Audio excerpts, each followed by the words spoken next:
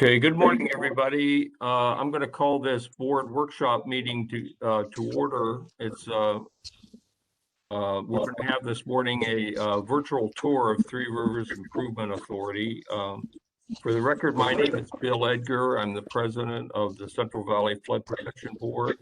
And on behalf of the board, I'd like to welcome everyone to this meeting today and thank you for taking time out of your schedules to be with us today. For those of you who have read the agenda already, you will notice that the staff has put together a rather extensive list of instructions, which are a part of the printed agenda for this workshop. We've gone over this before, so I don't feel we need to do it again. Suffice to say, if you have problems accessing this meeting or finding a way to participate, please email, text, or call either Ryan Jones, our board clerk, or one of the staff members, Leslie Gallagher, Mike Wright, Darren are all here this morning. Be happy to help you. Now, regarding the meeting process itself, we're going to proceed as we have before. That is, Ryan Jones will be moderating the proceedings from a technical point of view, and will operate the slides for today's presenters, I believe. He will as well, Leslie and Michael and other staff members will field comments and questions addressed to the presenters, either from text or emails that they receive. Or you can raise your hand in the chat function if you feel comfortable with that. Second, you'll notice that there's essentially one substantive item on the agenda this morning, a virtual tour of the Three Rivers Levy Improvement Authority, which constitutes the primary purpose of today's workshop. Paul Bruner and his staff have put together an extensive presentation of this subject matter that they will be making to the board and the public this morning. As you're aware, the coordinating committee has heard a number of these quality presentations from our local planning organizations over the last several months, and I felt that the entire board should hear these presentations because it gives you a chance to see what's going on in the Central Valley as a whole. It also provides an opportunity for the local planning areas to see what's happening in their other planning areas and maybe see what's going on, but also learn some lessons from what they're doing. Therefore, what we're going to be doing, talking to Leslie, is over the next several months, we're going to have one of these presentations, local presentations, before the board, so you can ask questions or be informed as we proceed over the next few months or years or whatever to implement the flood plan from the local. Therefore, we're going to do that. Once I turn this meeting over to Darren Sewin, Greg Harvey, and Paul Bruner, will walk through today's presentation. They're going to allow breaks as appropriate, of course. And regarding questions and comments, what we'd like to do is take the questions from comments as we go along from the board. Then after the board's finished, take them from the public. But this is in fact a workshop. So we want to be flexible and we want to answer your comments and questions as we go along. So we'll try to do that also. After we've completed the public questions and comments, will be brought back for the board and the comments. As you're aware, this meeting is being recorded. It's a workshop. We're not going to be taking any action, but we, as I said, will try to be informal and flexible, as more flexible and informal than we are at our regular board meetings. Should be aware that the meeting is being recorded. Will be housed on our website, just as our streaming video is. And again, we'll be taking breaks along the way. As always, Ryan will place a sign on the screen when we do take a break, so the public will know that we're on a break and we'll be back shortly. So I'm on item number 1 on the agenda, introductions and announcements. Leslie, do you have any other announcements or anything at this point? No, I don't, Mr. President. Okay.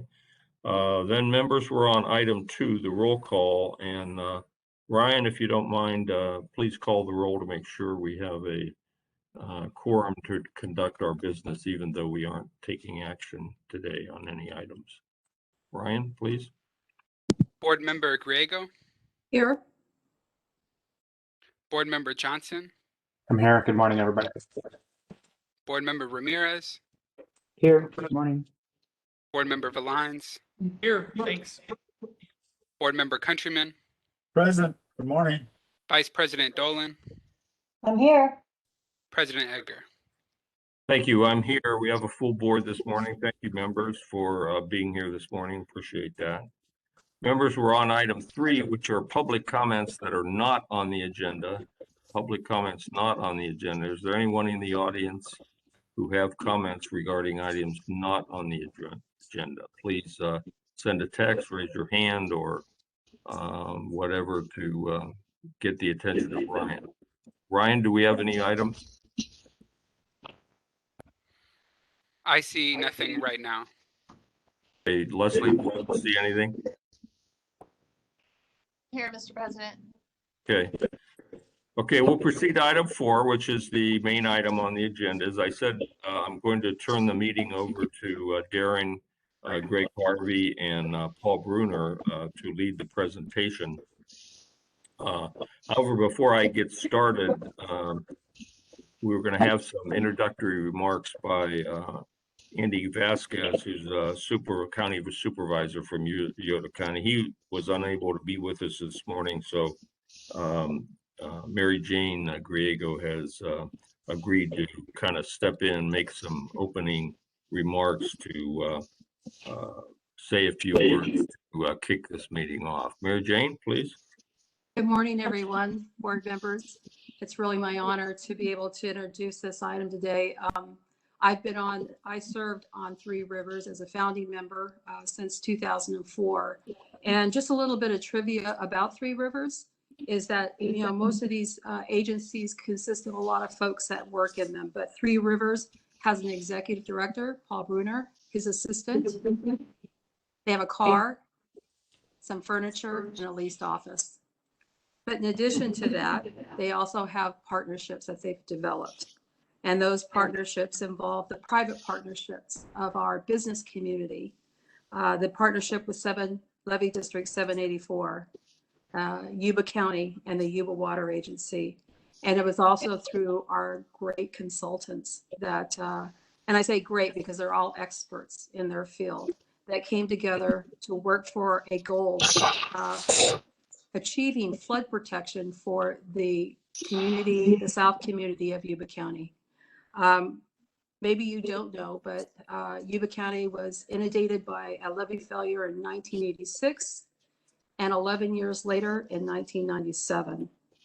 I've been through 3 evacuations. My last one was in February of 2017. If you haven't been through one of those, I'll tell you, it's something you never forget. It's the most scariest thing. And the only thing I can equate it to is if you ever see any of those end of the world movies, then you can understand how people panic when they are in those kind of situations. Today, we're going to have a virtual tour, but I've also asked the staff to set up a physical tour later in the year, because I think this is a great opportunity for us to look at a project that's near the end and going through the certification of a 200-year certification for the state. So when you get to, if you have the opportunity to come out, and I really think that you should, you'll be able to really understand the different aspects that Three Rivers has gone through. And some of those things are the multi-benefit programs or the Native American issues that we encountered, eminent domain, private property issues, ag land issues, and also contracts that really work towards or actually are part of the project, and that it will exist even after Three Rivers may be gone. So Paul Bruner is our executive director for Three Rivers, and today he'll be conducting that. But before that, I'm going to turn it back over to our chair, Bill Edgar. Thank you very much, Mary Jane. Excellent comments and a good introduction. Darren, at this point, I think I'll turn it over to you, and if you can make the introductory remarks, and you and Greg and Paul lead us through the presentation, please. Thank you. Thank you, President Egger. Happy to do so. Good morning, President Egger, Vice President Dolan, members of the board, Darren, senior board staff. As Board Member Grego mentioned, this was originally intended as a physical tour, and we will still take that very soon in the near future. But this will provide an overview of the progress that the Three Rivers Levee Improvement Authority has made in achieving level of protection. And we anticipate they'll be one of the first in the Central Valley to do so. I want to put a finer point on Board Member Grego's involvement. She was a catalyst to the formation of Trillia, as well as serving as its chair for 10 years, I believe. This is what a great way for her to come back and see this as one of our board members today. We also look forward to hearing board member and public input on the topic of implementing multi-benefit projects, a concept that continues to gain momentum throughout the nation. Now I'd like to turn it over to our Plan and Implementation Compliance Branch Chief, Greg Harvey, for a brief description of the board's permitting role in these projects. Greg? Thanks, Darren. Good morning, President Egger and members of the board. Today, Mr. Paul Bruner, the Executive Director of the Three Rivers Levee Improvement Authority, also known as Trillia, will be presenting on all the instrumental levee improvements conducted over the last decade or so along the Feather, Yuba, and Bear Rivers. Central Valley Flood Protection Board staff has worked with Trillia, namely Mr. Bruner, and other members of his staff throughout this time period to help facilitate these improvements by issuing encroachment permits and by collaboratively working with Trillia and the U.S. Army Corps of Engineers on the final stages of project closeout. The U.S. Army Corps of Engineers has been instrumental in the Section 408 arena by granting Section 408 authorization and by approving and accepting as-built drawings and revised O&M manuals for the Sacramento River Flood Control Project improvements, ultimately incorporating these improvements into the federal system. As you know, most of the Trillia levee improvements work was conducted between the years of 2005 and 2015 on the Yuba River South Levee, East Levee of the Feather River, North Levee of the Bear River, West Levee of South Dry Creek, both levees of the Western Pacific Interceptor Canal, and associated channels. In 2019, the U.S. Army Corps of Engineers determined that these improvements were completed in accordance with the 100% design and specifications and officially transferred the supplement to the standard O&M manual and as-built drawings to the board. Subsequently, at the beginning of 2020, the board transferred the O&M responsibilities for the approximately 27 miles of levee improvements over to RD 784. I would also like to point out that in February of 2020, the board issued Trillia an encroachment permit for approximately 2.6 miles of levee to be added onto the Yuba River South Levee from its upper current terminus to high ground. This levee extension is proposed to be added to the State Plan of Flood Control System upon completion, increasing the flood protection from 100-year to 200-year. Additionally, upon completion of the project, the 1953 MOU between the board and the Army Corps of Engineers will need to be amended. Now, I would like to introduce Mr. Bruner, who will provide you a more in-depth overview of the ongoing and completed projects, along with drone footage of these areas. Mr. Bruner? All right. Well, good morning, and thank you for taking the time to watch this video and the presentation that we had this morning. And for the record, I am Paul Bruner, the Executive Director for Three Rivers. I'm going to go to my share screen here.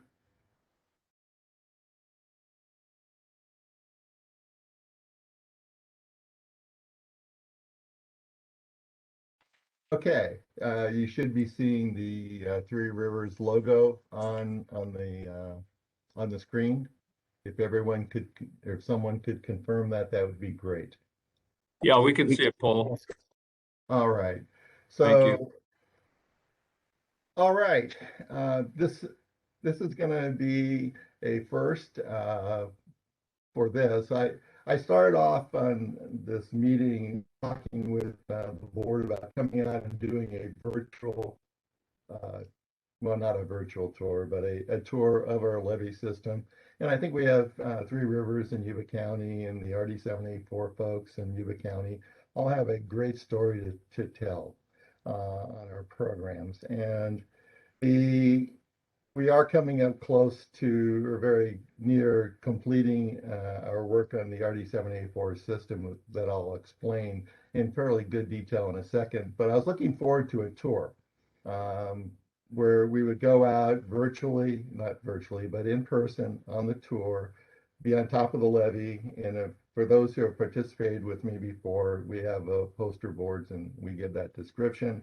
We talk, you interact, you get to see in real person the things that we're talking about, drive along the top of the levee and show you different things of how and what we've been doing.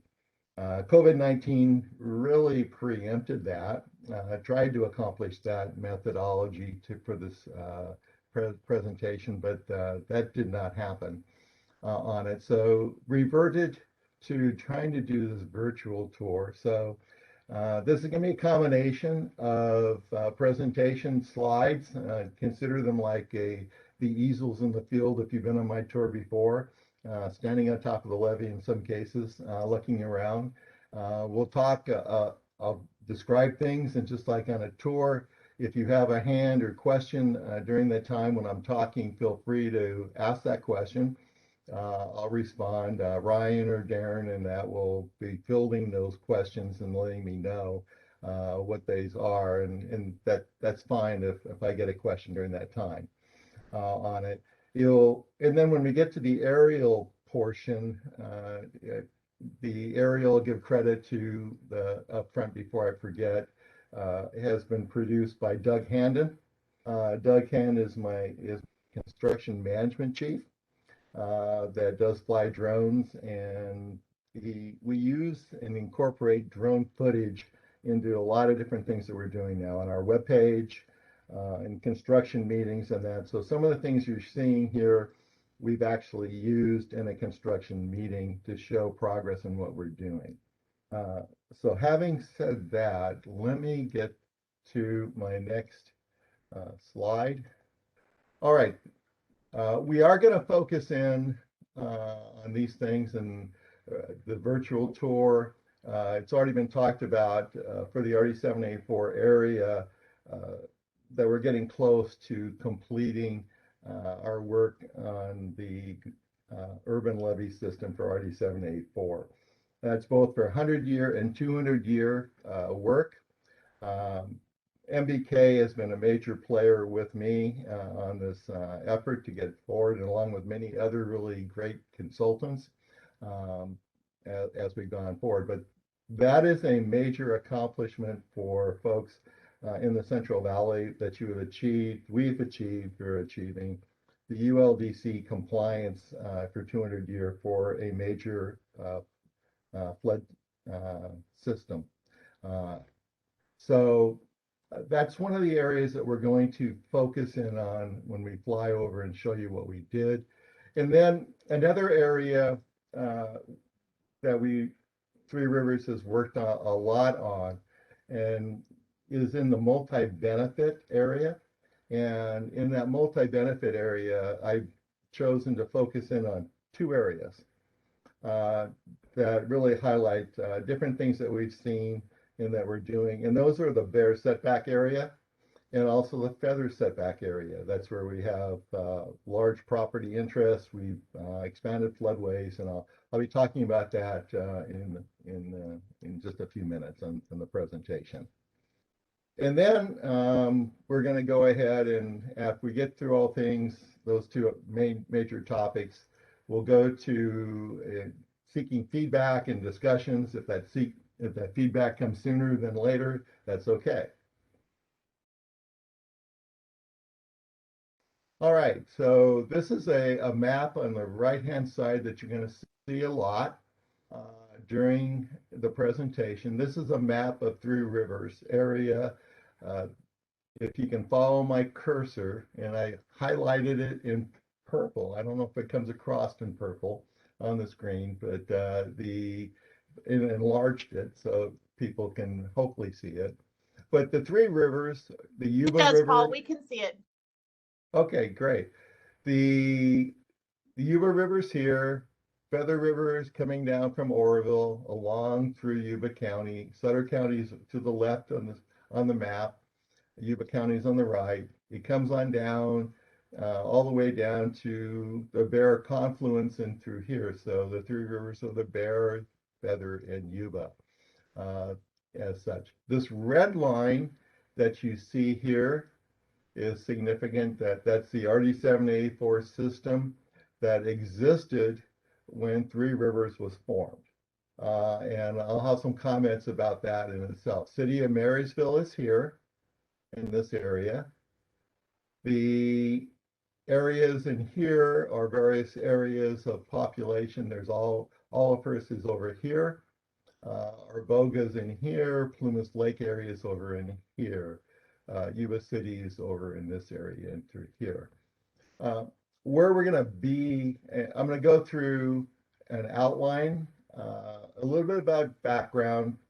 I think MJ did an excellent job explaining some of it, a lot of it when she gave her introductory comments. That's not the focus of today's presentation, but I think there are a couple things that kind of sets us up, particularly for the Goldfields area out in this area here, that you need to understand from the background. We are going to do an aerial flyover and drone footage in the Goldfields. That's this yellow line that you see here on it. That's the new levee that we're just finishing construction on. And I'll explain the odd shape when I get to that portion of the briefing on it. But we'll be out here first. We'll see the completed project here. And then I'm also under this portion of the aerial view, we're going to do an aerial flyover of this internal area here in the Goldfields, of some of the challenges and things that we're going to continue to see into the future, and you'll get an understanding of how we are dealing with that situation. From there, we will then pivot from the Goldfields in the RD-784 completion part of the discussion, and answer questions, but then pivot down to multi-benefit. And we're going to come down here to the Bear. The Bear River is here. Highway 70 is right along through here. You're coming up from Sacramento, you drive Highway 70 at times to the city of Marysville. And that you hit Highway 65, go over the historic bridge into Marysville in here. Well, the Bear River setback area is right over the bridge. As you come across, you'll see this area here. We're going to do a flyover here, show you that great work that was done a while ago, explain what's there, and the multi-benefit opportunities that we're still doing today, even though it was completed over 10 years ago. And then when we finish that discussion, we will then move up to this area here. This area here, the old levee is right along and through here. This red line represents the new setback levee. This is a 6-mile setback levee on the Feather, about a half-mile setback that we are doing multi-benefit improvements in this area and describing what we've done, where we are, and what we're doing. And then as we get to finishing that off, we'll have a discussion here at the end. I have some comments about how on multi-benefit, I think we can improve multi-benefit and hopefully lend to some discussions of how we implement things. Okay, Trilla facts. We were created in 2004. I became the executive director in mid-2006. And so I've been around for a long time, not quite from the very beginning, but came on board to help the group complete the project.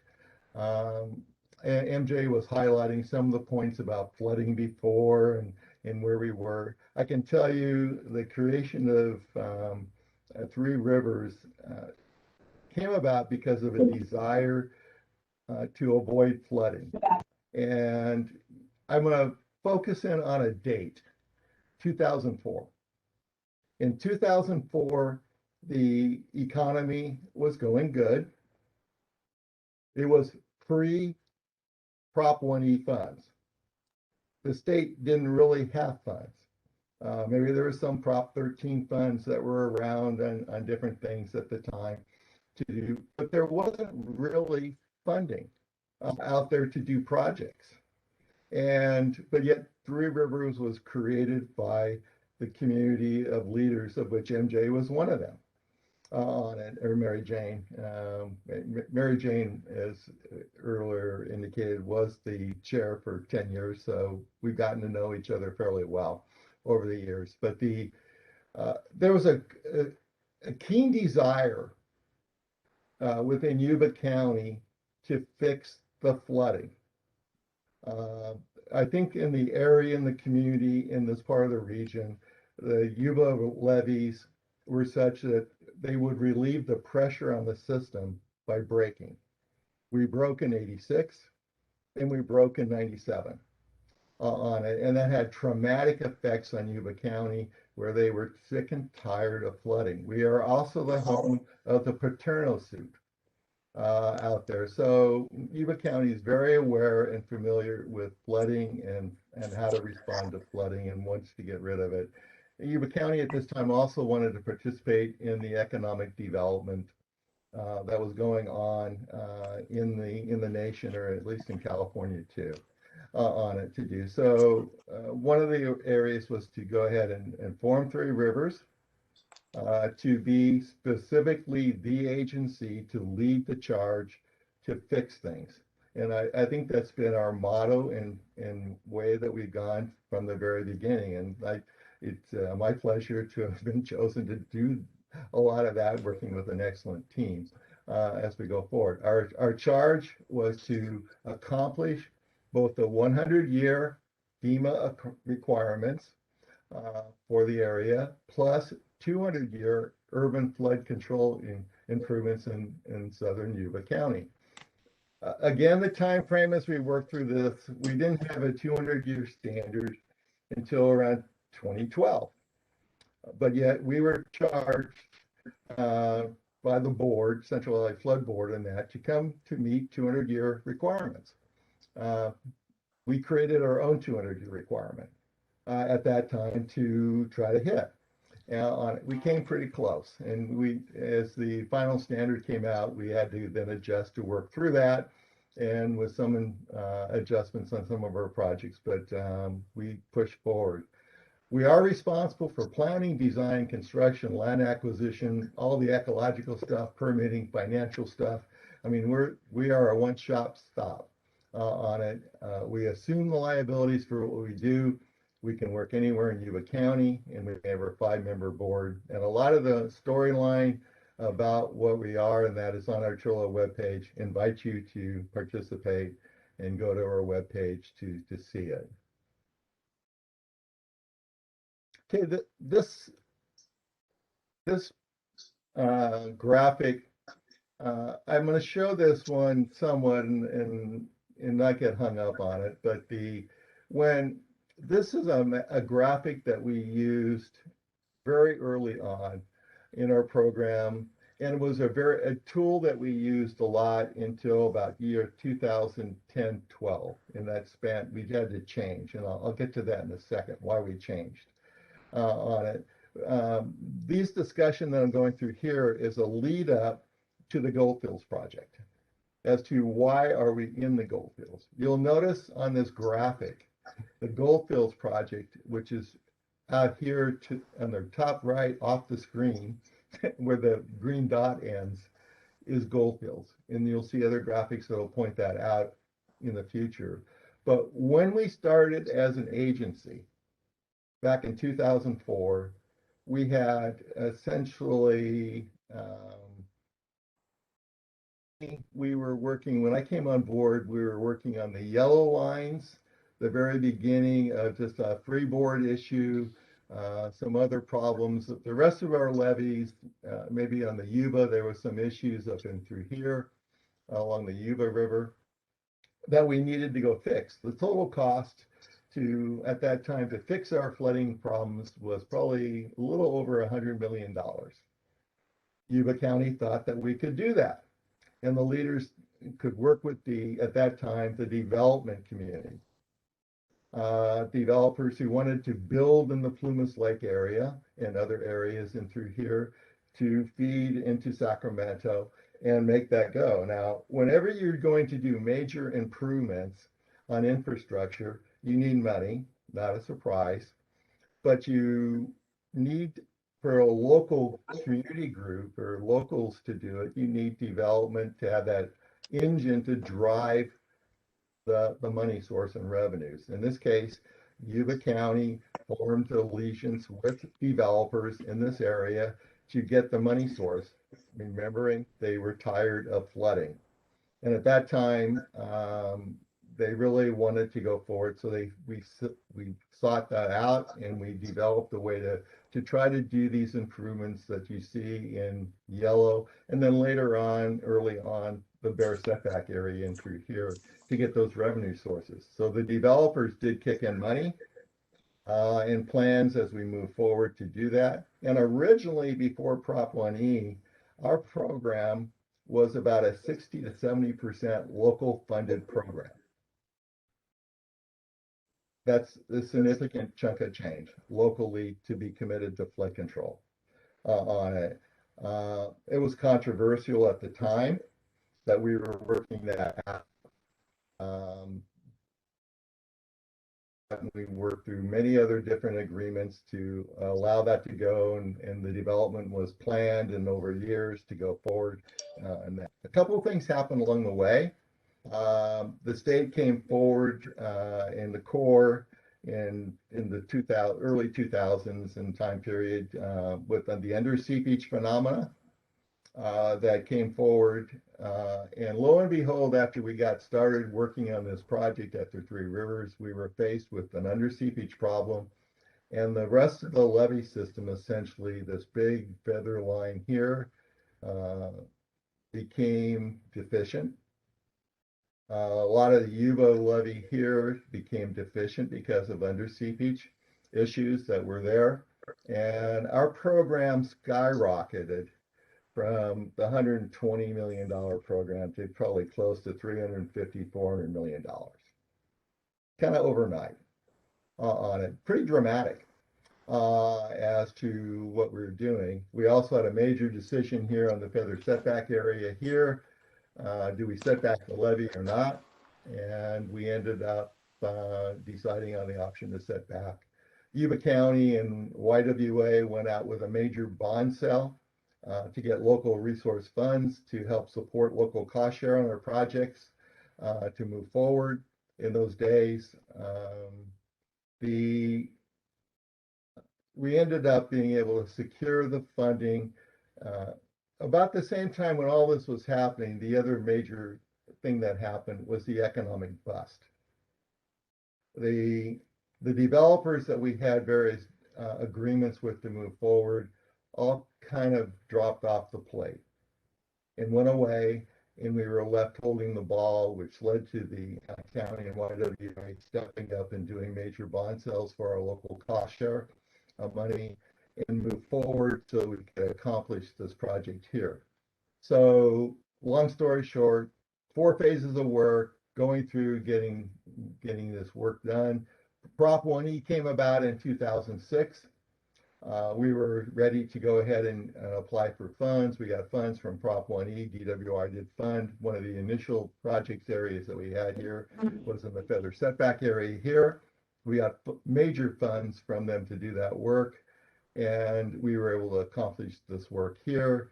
So within that, this point right here that my cursor's on now, top right screen, upper right corner. That point right there is the end of the state plan of flood control.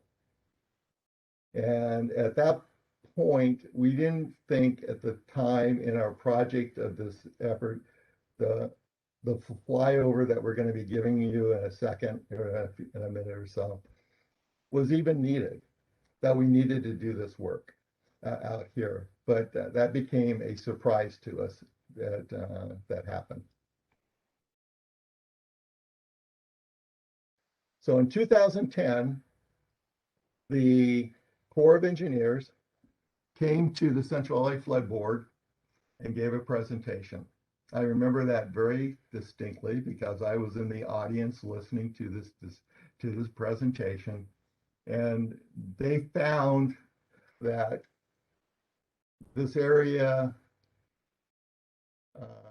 or at the end, that the Goldfields area was going to cause potentially not be high ground anymore. In the terminology, like the Goldfields area was considered high ground, and it would no longer be high ground for the 200-year flow. What that meant to us was that all the work that we had done downstream along the Yuba, Feather, and Bear River could potentially be flanked, and our investment would not be economically good. I mean, the community would flood on it. The problems with being in the Goldfields was that it was not in the state plan of flood control. The state could not provide us money to do this because Prop 1E was all centered around having funds for the state plan of flood control for construction, at least, to do. So that was a major issue for us. The Corps of Engineers found it to be uneconomical to really even provide any funding, so that didn't work out for us. So essentially, Three Rivers was left with a lot of money being spent, a lot of great improvements being accomplished, but a hole in our system. So in 2010, the Trilla board, and MJ was on the board at the time, decided that we would expand our project to include solving the Goldfields flood flow problems. We really had no choice, but we went on it by ourselves to do, working with our partners, but to come up with a solution, it was really pretty much focused on within Three Rivers. So from 2010 on, we finished the red line, essentially, for the 200-year flood control. We then, since 2010, finished this work in through here on the red. We focused out here in the Goldfields.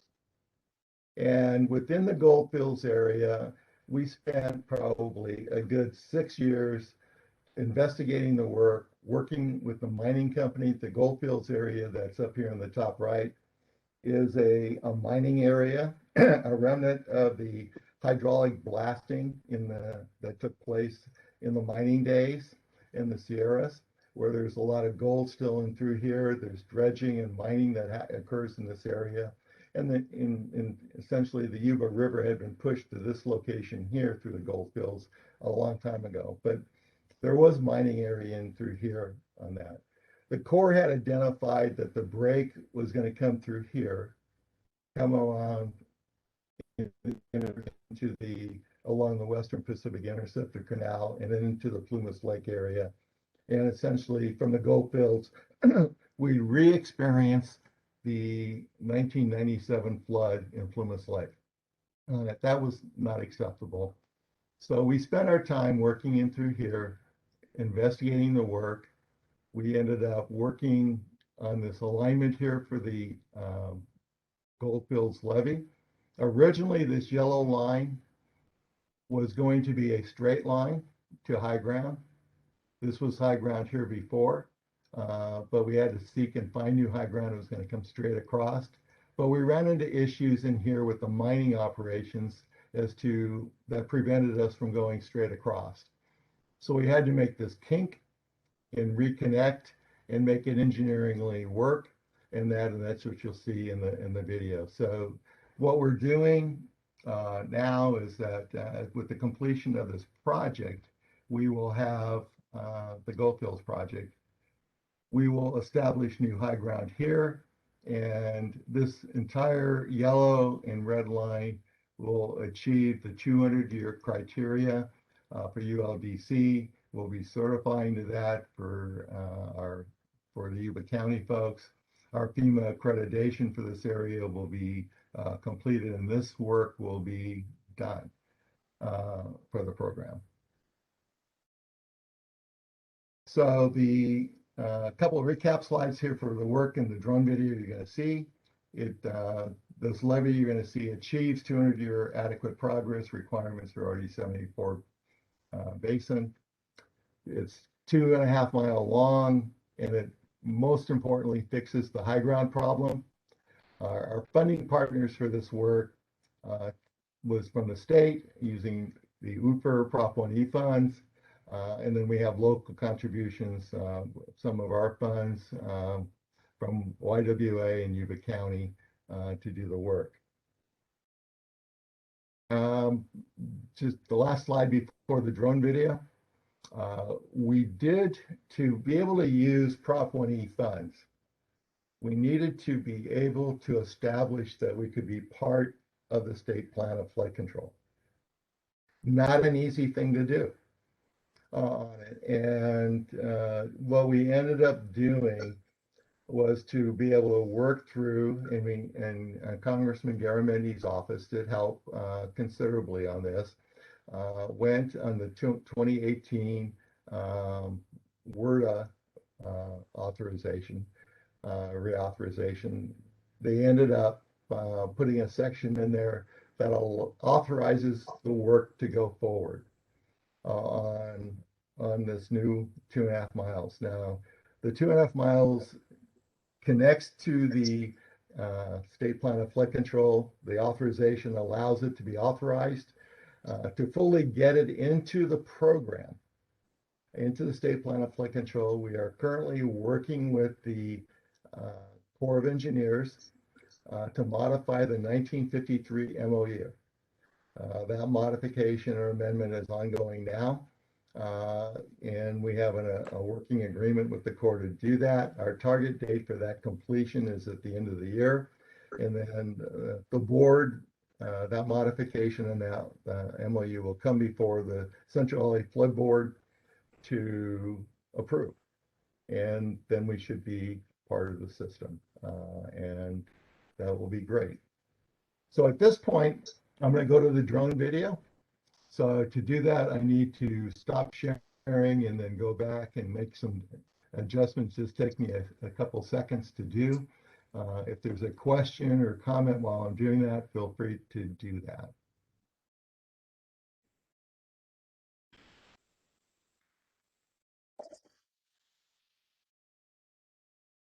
Thanks, Paul. If anyone has any questions, please go ahead and raise your hand. And actually, I'm not sure if you can raise your hand in this chat, but at least speak out. Thank you.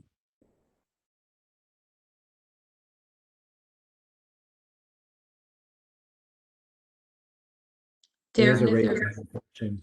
Go ahead, Mary Jane. I just want to also note, I'm not sure if Paul covered it or not. During this time, we were also facing a remapping by FEMA.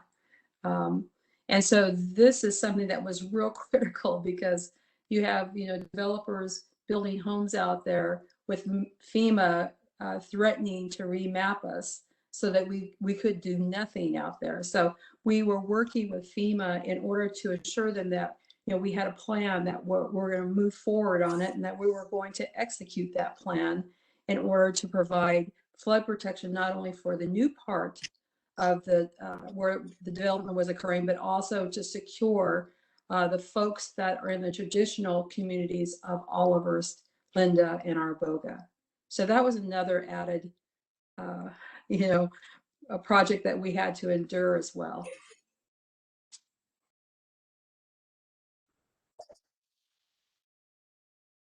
Thank you for sharing that, Member Grego. If folks didn't hear me earlier, if you look at your reactions, at the bottom of your screen. There, if you go to click on the reactions, there's a raise hand function at the top there. I know these platforms have all different functions for raising hands. Okay, you should be seeing the video or beginning of it on the screen. Can you confirm Not that? yet, Paul. Are you sharing it yet, Paul? Can you share your screen? Well, I sure thought I did.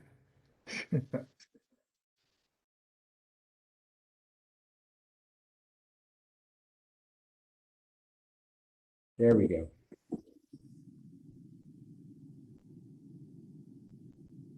We see the slides. Yeah.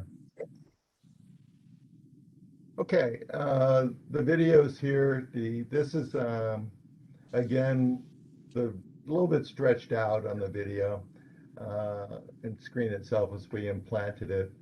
The area that we're going to see first is out here, and this is the area of the Goldfields Levy. Again, this is the Yuba River here flowing down past City of Marysville, connecting to the Feather and as such. So the area we're going to be here is first. So I'm going to start the screen.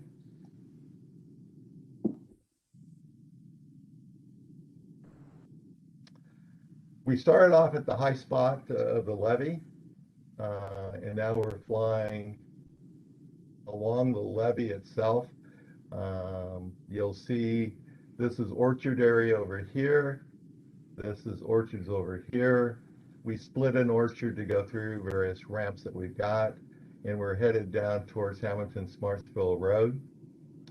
The levee structure is 3-to-1 side slopes. We end up the levee height in through here is about 15 feet high. This is Brophy Canal, irrigation ditch that runs through the area and goes through the levee. We got gated valves in through here that allows us to close this off during flood season and then come across into this canal here.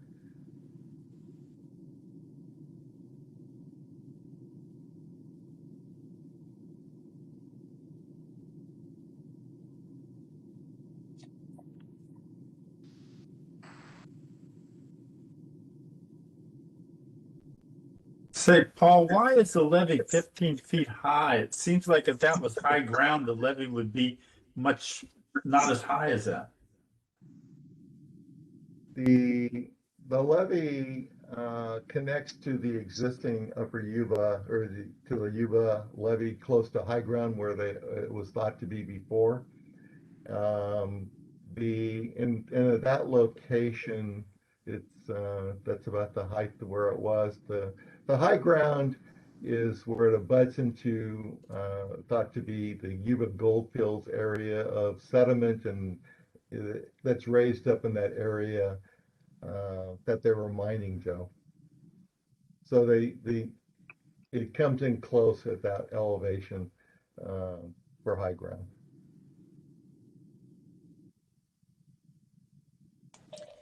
This is and we installed various ramps through here for farmers to be able to get up and over to the property area. To do this area that you see in the foreground or in the background up here is a big detention basin. We had to create an internal area to capture water before and then meter it out here. And you'll see that in a little second down here on Brophy Road to be able to capture it and meter it out so we don't flood the neighborhood downstream.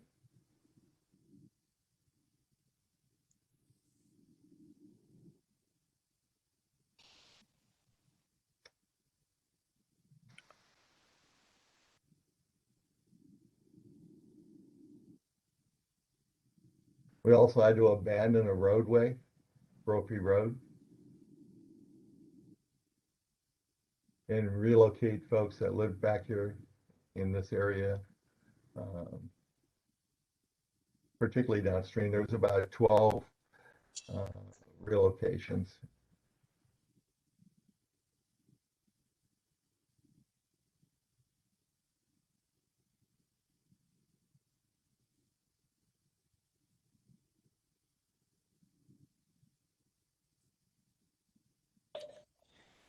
Paul, is this is Rick Hamilton Reinhardt. Smart. I think to address what Joe was saying, that we started at that existing levee height, but as we move to the south and then to the east, the levee's getting shorter and eventually tapers off into the existing grade.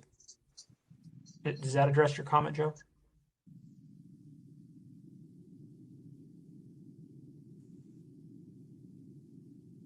Yeah, that addresses my question. Yeah, we just flew over the Brophy ramp on ramp in each location.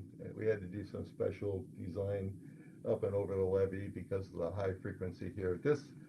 This area right here, we faced two major transmission lines that cut across this area. This one is the WAPA transmission line, and farther down here there was a PG&E line that we needed to potentially relocate. But in this area and through here, WAPA couldn't meet our needs on relocating the line in a timely manner. We had realigned money to try to just go straight and fund this. This would have been about a $5 million cost to just go straight. And we were prepared to do that. But the work within the WAPA to meet our timelines to try to get the project done, particularly within the Prop 1E funding guidelines or commitment of having them spent, we ended up engineering this little bend in the levee system. This feature right to the left on the water side, over here, where my cursor is on the left part of the screen, is what we call a causeway. It's a connection between the detention basin here and the one that we just flew by over here for internal drainage issues that occur within the Goldfields area that flow down to this levee here just from normal rainfall and then bleed the system out underneath the levee.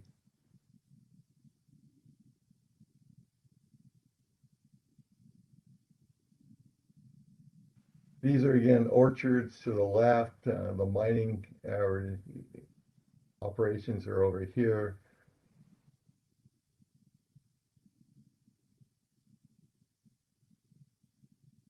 Again, this is Hamilton Smartsville Road. Beale Air Force Base is over here. This area on the top is an area of another detention basin. A lot of folks lived in here. There was about 8 to 10 residences in here that we had to relocate.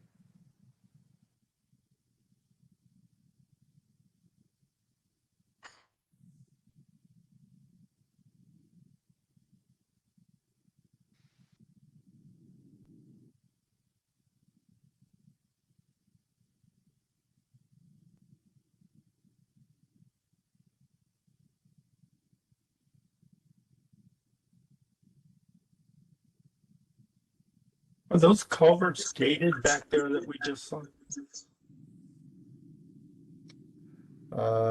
Yeah, there's a control mechanism on them, Joe. They're in this detention basin here that is to the left, flows down to the other one, but there's a control between the two. We're flying up to this is the PG&E line transmission. Again, PG&E, same as WAPA, had difficulty meeting our timelines on the project, so we ended up making this deviation here on it and not going straight through. So we have this little bump.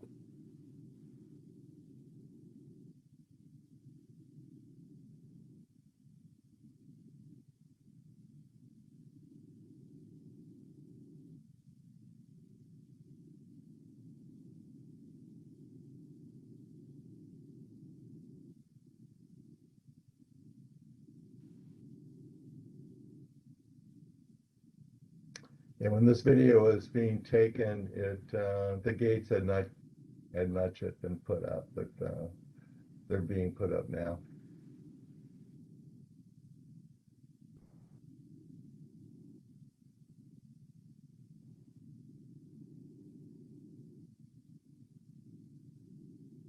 The construction company for this was Tykert and Wood Rogers NGO were the design agent. The hydraulics were in program engineering, and all that was MBK.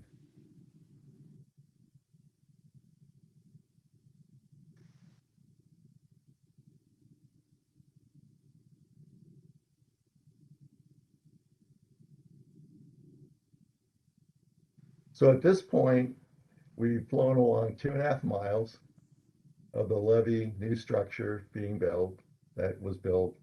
We have established new high ground. That is the high ground that will be now incorporated in the 1953 MOU with Corps and for the state plan of flood control. And we'll be getting as-builts and finalizing that effort and submitting the documentation later on to the board for your approval to be part of the state plan of flood control. From here, I'm going to talk about a couple other things internal to the goldfields, and that become really important for where we are. Where we were just now, we started here where the yellow meets the red. That was the end of the state plan of flood control on it. When we're finished here, the state plan of flood control will extend to this point, at the end of the yellow. To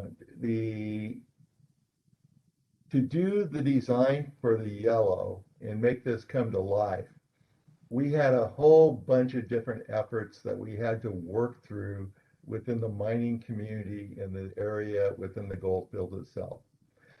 Some of that effort that we worked on for the design of the 200-year Goldfields levee will actually stay around after we have finished this project.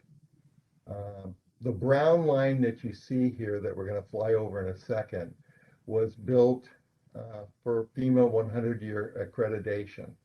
In 2010, we had finished our FEMA accreditation for our system for here.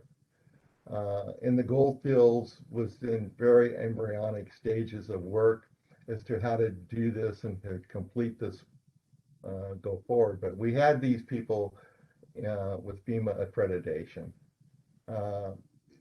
With the 200-year potential flanking for our system, we had to come up with ways while this project was being worked through, being added to the state plan of flood control, or finding a path to do that, and finding a way that we could convince FEMA and ourselves that we wouldn't flood these people if something happened in the Goldfields. We built this interim 100-year project that we're going to fly over. It's an embankment that's within the Goldfields, at that time with Western Aggregate Agreements. We built that at Trilla's nickel.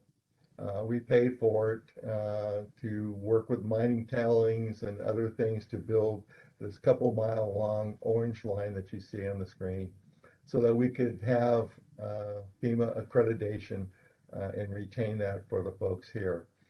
We didn't get to 200-year with this. We had to build the yellow line to go forward. We also looked at other areas within the Goldfields for high ground to make sure that our hydraulics were good for this design for the yellow. That work will continue on into the future to monitor the Goldfields to make sure our improvements and changes are happening. There is active mining today in the Goldfields. The Yuba River continually wants to push south and change the dynamics in this area. And that was a major focus of our initial work that we did from 2010 into today, is to make sure that we understood the phenomena of what we call the Goldfields. Hey, Paul, this is Rick Reinhardt. Can I add a point here? Yeah. Can you go back to that graphic? Yeah. We would like to have designed a project where the new levee extension made what was happening in the gold fields and the mining activities irrelevant to flood control, but we couldn't do it. the point where the levee extension ties into the existing levee, I think that's elevation 99. And if with the reclamation plan that had been approved by the Mining and Geology Board were implemented, the elevations in the Yuba River would have resulted in overtopping of that existing levee system. And so while we could have built our levee extension higher, we would have had to raise the levee all the way downstream. And so even though we built a very resilient structure, we were limited by the system we were tying into. And so into the future, there's still going to be a need to make sure that the mining activity is done in a way that doesn't directly open up the levee system to the elevation of the Yuba River. We need some attenuation from the embankments in the gold fields. Thanks. That's all I wanted to add. Yeah, thanks, Rick.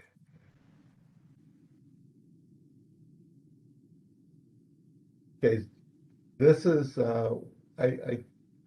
this is place right here is the Yuba Levee, south Yuba Levee coming up. You're looking south, I think, at this point. This is the levee that we just flew down to the left of the screen. We're going to turn around and go towards the gold fields. We had to degrade a portion of the levee work that we had done before to make this connection. So this is where we degraded portions of it, not all the way down to the ground. Portions during high flows, water will fill the area to the right, and then portions of it will backwater back into the Yuba River over here to the left. So we have these drainage culverts, and we have the patrol road to be able to drive through here and maintain our structures that we have in the gold fields.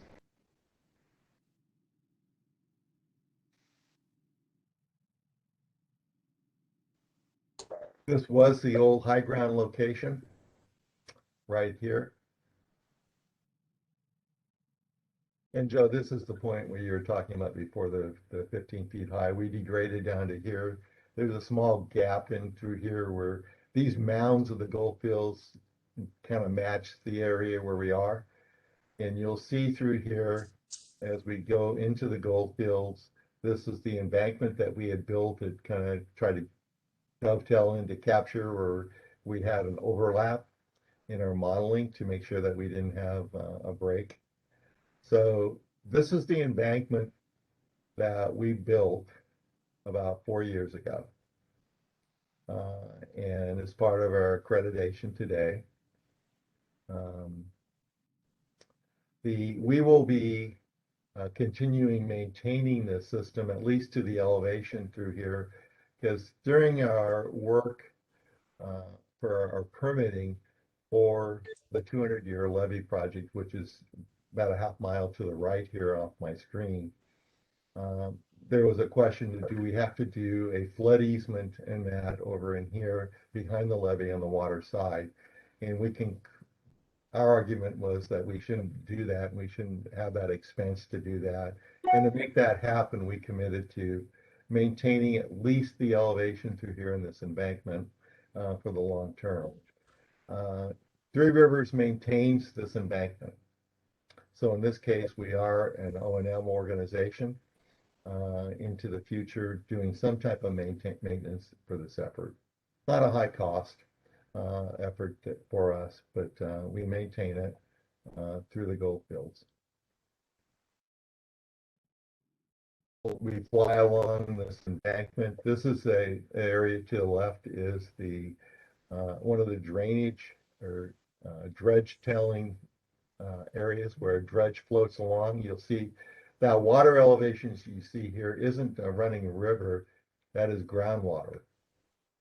Very high groundwater in this area that exists through here where it just comes up to the surface during high water or rain. It changes and just floats up and gets higher in the area. So we just flew along this orange line We're now going to go internally to the gold fields, a little bit farther up. During our investigation all along the Yuba River, when we were trying to figure out what was the problem in the gold fields for our hydraulic design and where should we put our fixes, we did extensive work for erosion sites along the Yuba River. We also looked at modeling and loss of high ground within the Yuba goldfields itself. There are two strategic areas currently. We call them Crossing 21 that we're going to visit now. It's up where my cursor is on the top. And then we're going to go to another site called Site J Saddle that we're working on.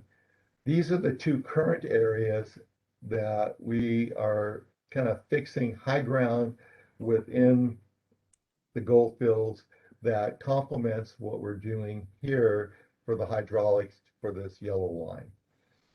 We're going to be monitoring this area in the gold fields, all the areas through here for changes with Yuba flow and also mining operations.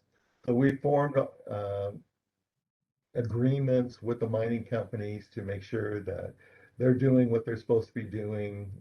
They have a consultant working with us to make sure that their future efforts are okay. But that's a long-term commitment. Okay, so Well, doesn't the mining companies have a responsibility not to divert water onto people? Well, they do, Joe. The gold fields is really complex. A major portion of the gold fields area and that we're talking about here are within the mining operations themselves. So they're kind of diverting water or water on top of each other. They both have interest for themselves. Let me pause to make sure I understand your question. Diverting water onto who?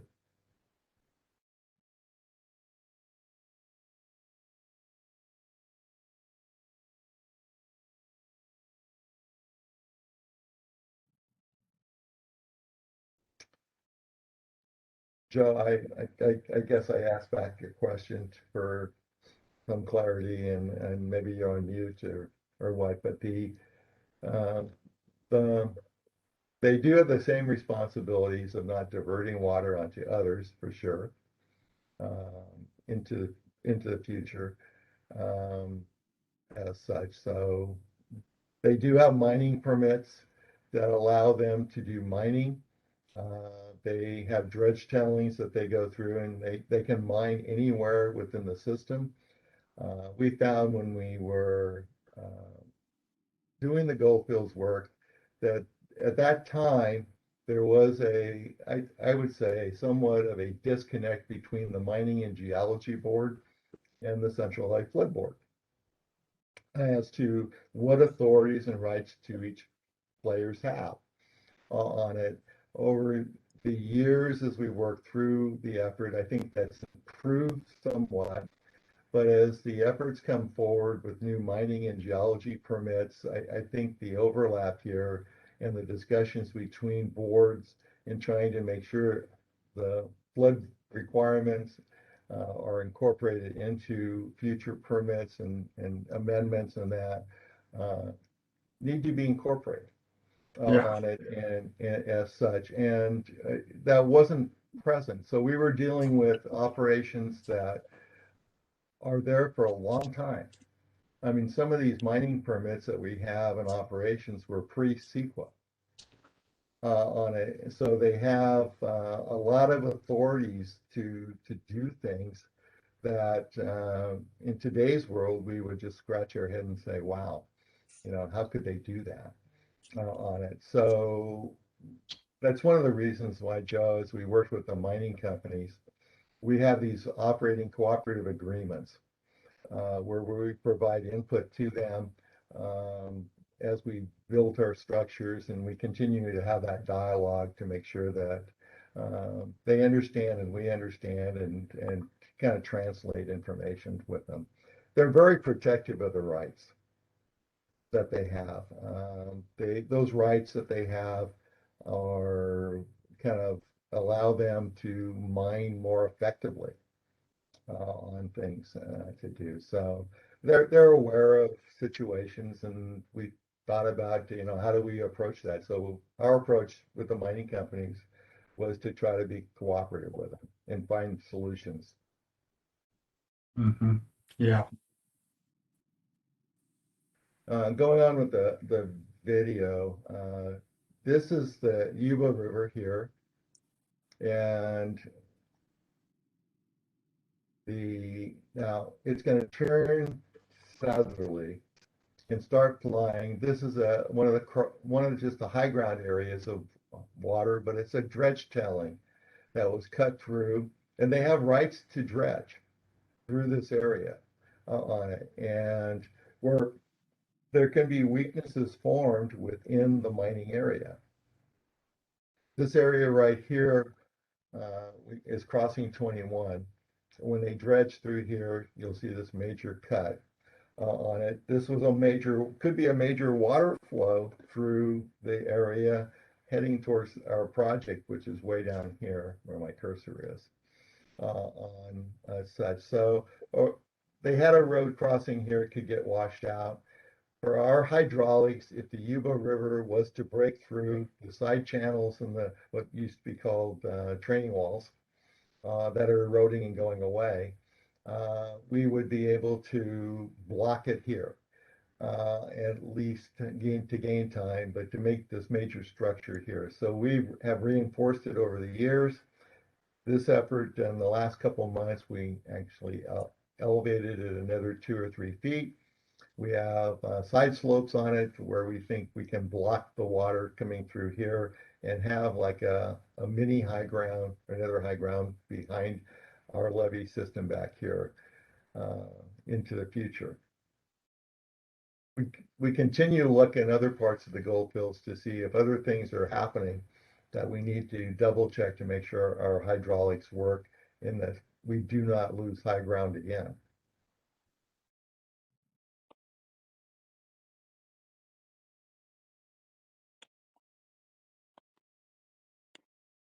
Okay, the other area that we're working on is out here in the very top of my screen, also in the goldfields. This work will be starting next week. Let me pause it here. We call it Site J right here. This is the Site J side saddle. We're going to be doing work with the green hatches here. This is the Yuba River again here. This was the training wall that people that are familiar with the goldfields will refer to or know about. So this is a side channel, most likely a dredge telling at one time that came through here. And the water from the Yuba is going through this very porous soil here in the goldfields, causing the groundwater to come up to this elevation here. This is an area for our hydraulics that we felt that we needed to fill in a low area in this portion internal to the goldfields to get it to a certain elevation that would match what we felt needed to be done for elevation height for our modeling. This work is being done with cooperation from BLM. We have agreements with BLM to do this work and enter to it in the property. This particular site will be constructed and maintained into the future by Trilla.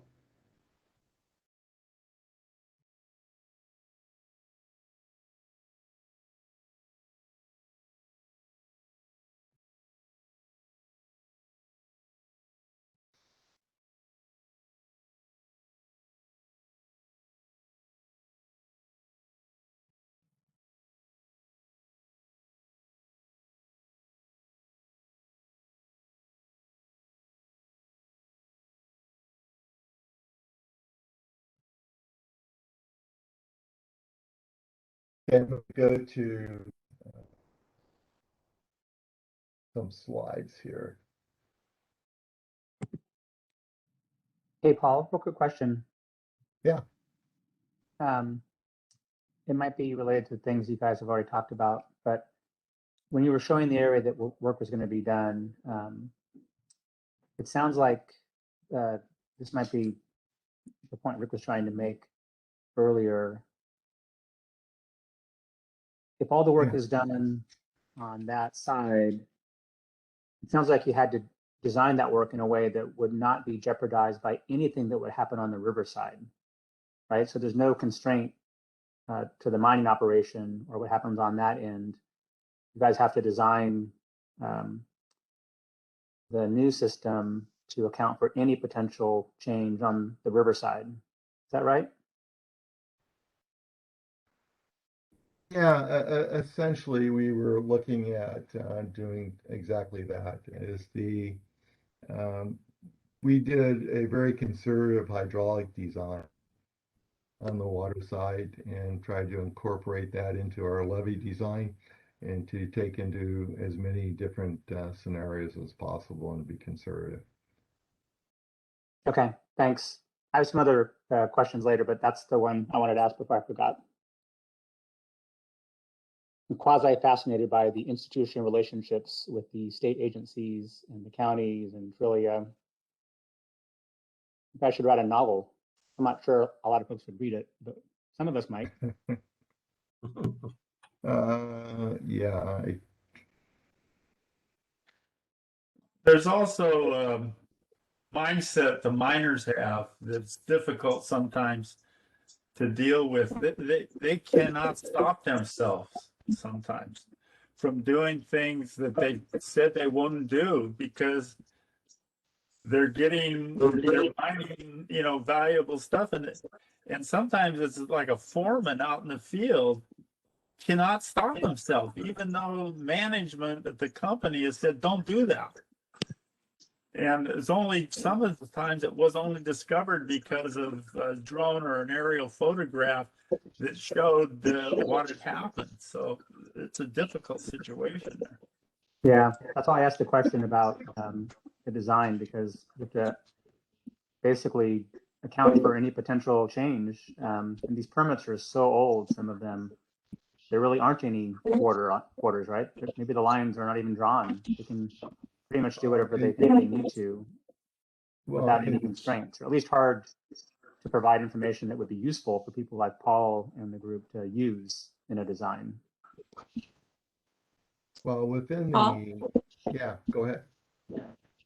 You know what, I just want to kind of take off on what has been said by Board Member Ramirez and Countryman, because this is a very unique area. And some of the history that goes along with this gold fields is that the first environmental act that Congress passed was the hydraulic mining that had the impacts on the downstream communities of Yuba County. And so this area where the gold fields was at was actually very fertile farmland. And it was through the advocacy of the farmers in Yuba County that got Congress to act against this hydraulic mining. So they've created this mining area that is probably the third largest deposit of quality sand, gravel, and other products of mining. And so it becomes a very economic area.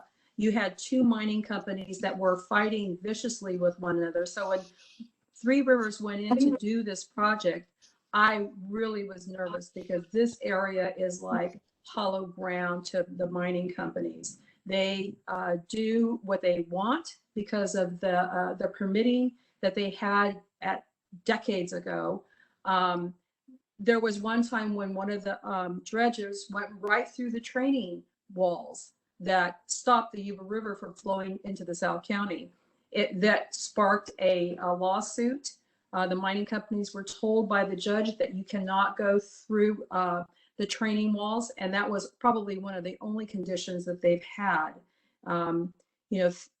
SMARA has, State Mining and Geology Board has, some restrictions, but very few. The reclamation plans are very broad, and so there's nothing really specific out there. Paul did a fabulous job of putting these mining companies together at the table when they wouldn't meet before, and actually using the mining companies to develop these high spots, and with a promise that they would not dredge through them. That there was like, okay, in order to, to keep the south area dry, we have to make sure that these specific areas where he used the mining companies to put that land together, that they would go through this. These were negotiated agreements that Paul entered into with them. And then also, like I said before, they used the mining companies and paid the mining companies to do the work that needed to be done out there. You've seen some of the ponds that are out there. There's hundreds of ponds out there, and the public likes to go out there and fish, hunt, and things like that. So you have a lot of different property owners out there, and sometimes because of the dredging out there, the lines of property owners are not clear. And so there's a lot of back and forth with private property interest out there. So I just wanted to, because Paul didn't really go into that, but I thought it was important for the board to know this is a very unique situation that Three Rivers was able to accomplish.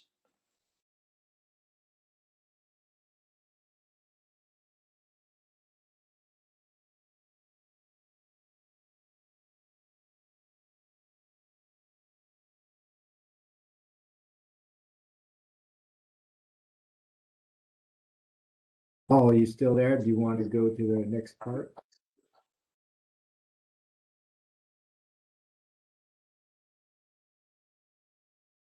Did we lose you, Paul? Hey, Okay. Darren, you Yeah. want to call a break at this point? Sure, we could do that. It's a great idea. Okay, Well- let's call a break, come back at 11:30 or something. Sounds good. Thank you very much. Thank you.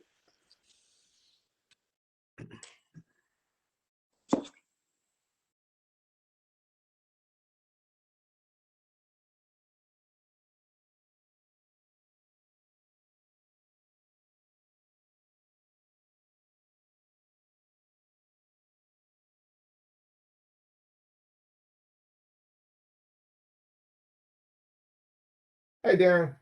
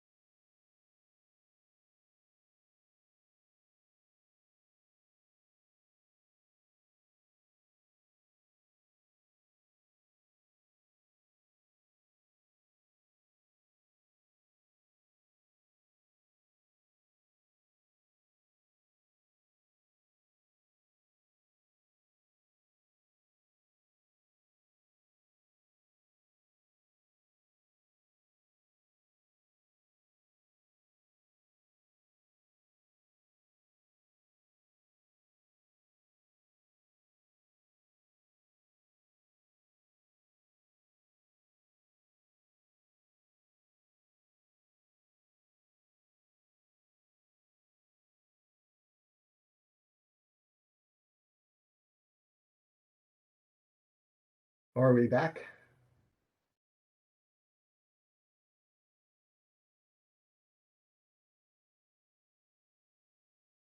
I think so. So I think we'll continue with Paul's comments and then move on to, he was going to talk about multi-benefit. Correct. Okay.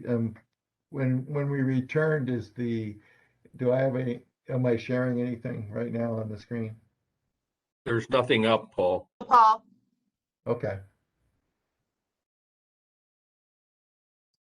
But we missed your comments regarding the follow-on to Mary Jane's comments on the gravel companies. I think you had a slide on that. I did, and boy, I really nailed it too during during that time period. But and then as such, so yeah, we were talking about the gold fields, and this is my last slide, and then we'll go to the multi-benefit that's on the screen. Okay, great. On it, but the irony of the gold fields is that the mining companies are so protective of their rights. We have agreements with them. They have agreements amongst each other not to sue each other. They have to, and their rights overlap. They're not contiguous. They overlap on it. So when we're doing something or they're doing something, everyone's doing something to each other on it, and so it is very difficult to work in the gold fields on it. In fact, as we started this whole adventure in 2010, when we had this moment of change in Three Rivers to try to fix this, I was counseled by a whole bunch of different folks that nothing ever good happens in the gold fields, and you're really on mission impossible to make this happen on it. But for the Trillo board and what we work through and go forward, we're coming to the end. We're going to get it done and finish it off so we can protect the community. And again, that goes to the commitment of the leadership in that in Yuba County. This slide on OMRR and R requirements, I thought would be important for the board and to understand, and the folks, where are we at on this? We will be signing an OMR and R agreement. It'll be an adjunct to the one that we had before that covers the feather work and all the other work that we did for the systems that we had built already and improved on. RD 784 will sign it along with Three Rivers. Well, Three Rivers does sign on for the work similar to what we're doing in the feather work that I'll be describing to you in a second. But in the gold fields, we talked about all those dredge tailings and the CS21 work and just constant monitoring. Is with that active area in the gold fields, our conclusion was to avoid the high ground issue coming up again, where for some reason something happens and we lose it, is that there needs to be a presence, someone interacting with the mining companies to make sure that we're okay. And so far, as we work through, we're targeting that Three Rivers would be that agency to do that. And to be embedded in our OMR and R manuals that we're going to be producing for the project and as such. So we will have a component into the future that's going to be reflected to ensure that this doesn't repeat. So those are my final comments on the gold fields, to do. And if people want to come out separately, like I talked about in the very beginning, we can definitely make those arrangements, or even have a separate tour and go out and look at the site itself. Okay, I'm going to go to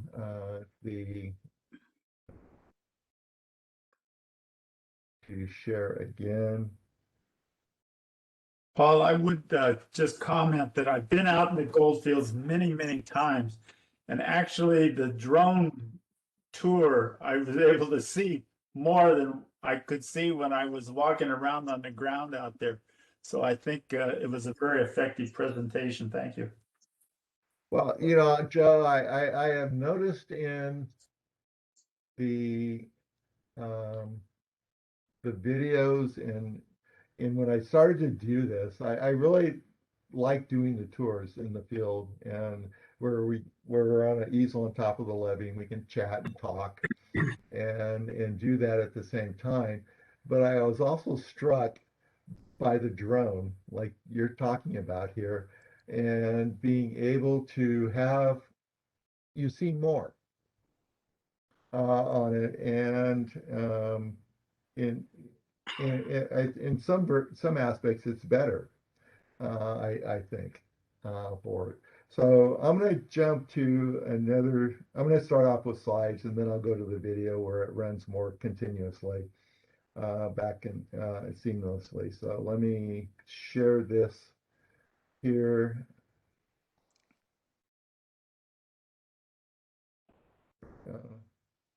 All right, I should be on a PowerPoint slide. Yeah. It talks about multi-benefit projects. Yeah. Yeah, we see it. Okay, on this one, this is going to be a pivot away from the success story of the Goldfields to finishing that off for the RD-784 system and moving towards multi-benefit. And from this perspective,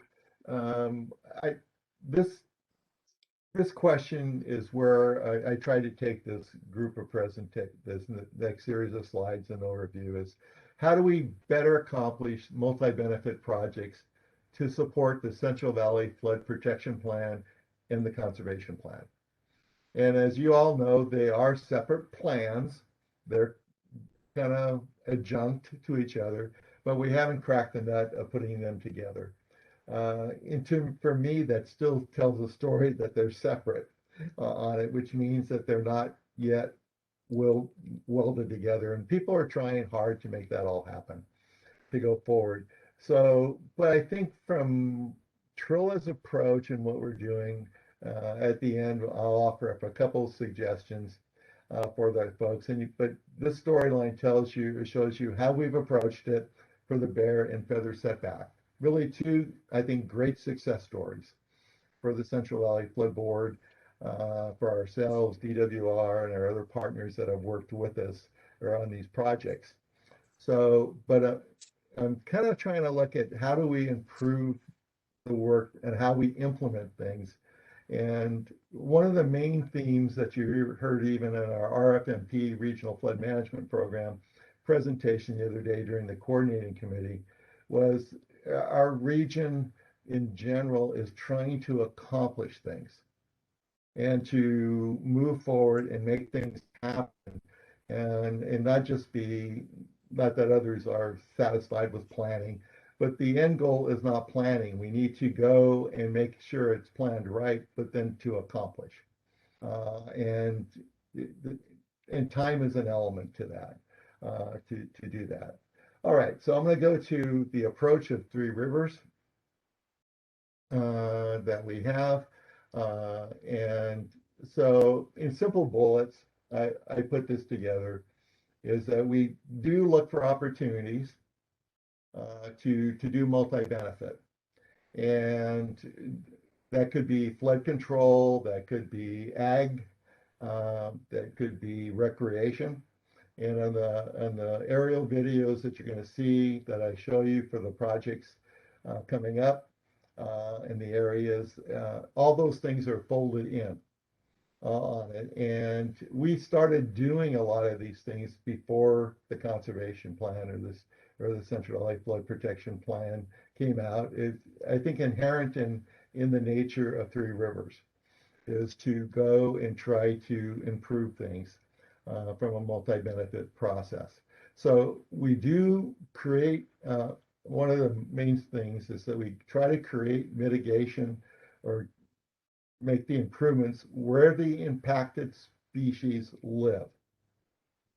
I'm going to pause for that for a second, because I think that's really important, that you do the improvements for the habitat where they live. We're given options in flood projects to build things other areas on banks There's a lot of good banks that we could do for GGS, for different other things, but they're not where the original species live that we're trying to mitigate for. So, and I'm not quite sure how the species that we're mitigating for ever get to the bank.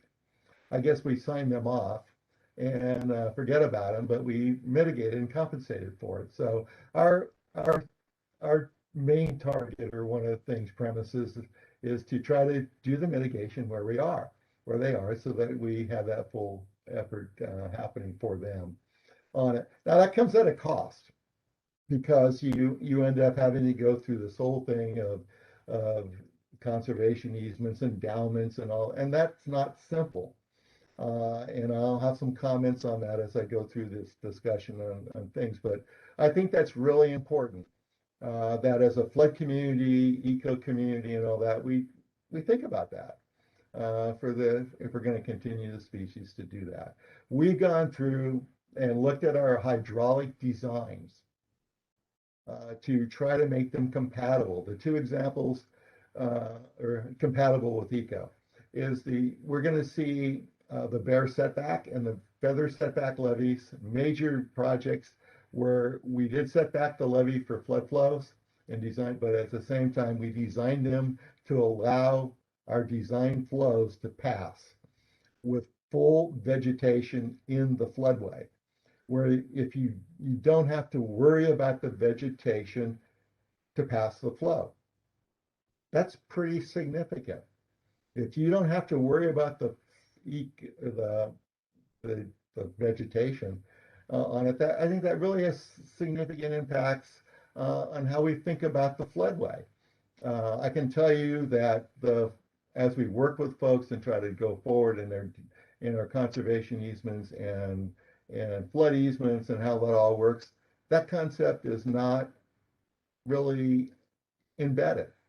And we go back to our basic rules and regs, and we don't incorporate changes to be flexible. We also, within Three Rivers, look to see how we do funding. We do what everyone else does, usually endowments or that come from local funds. The state doesn't have funding typically for this, unless it's a bank that you're trying to buy credits at.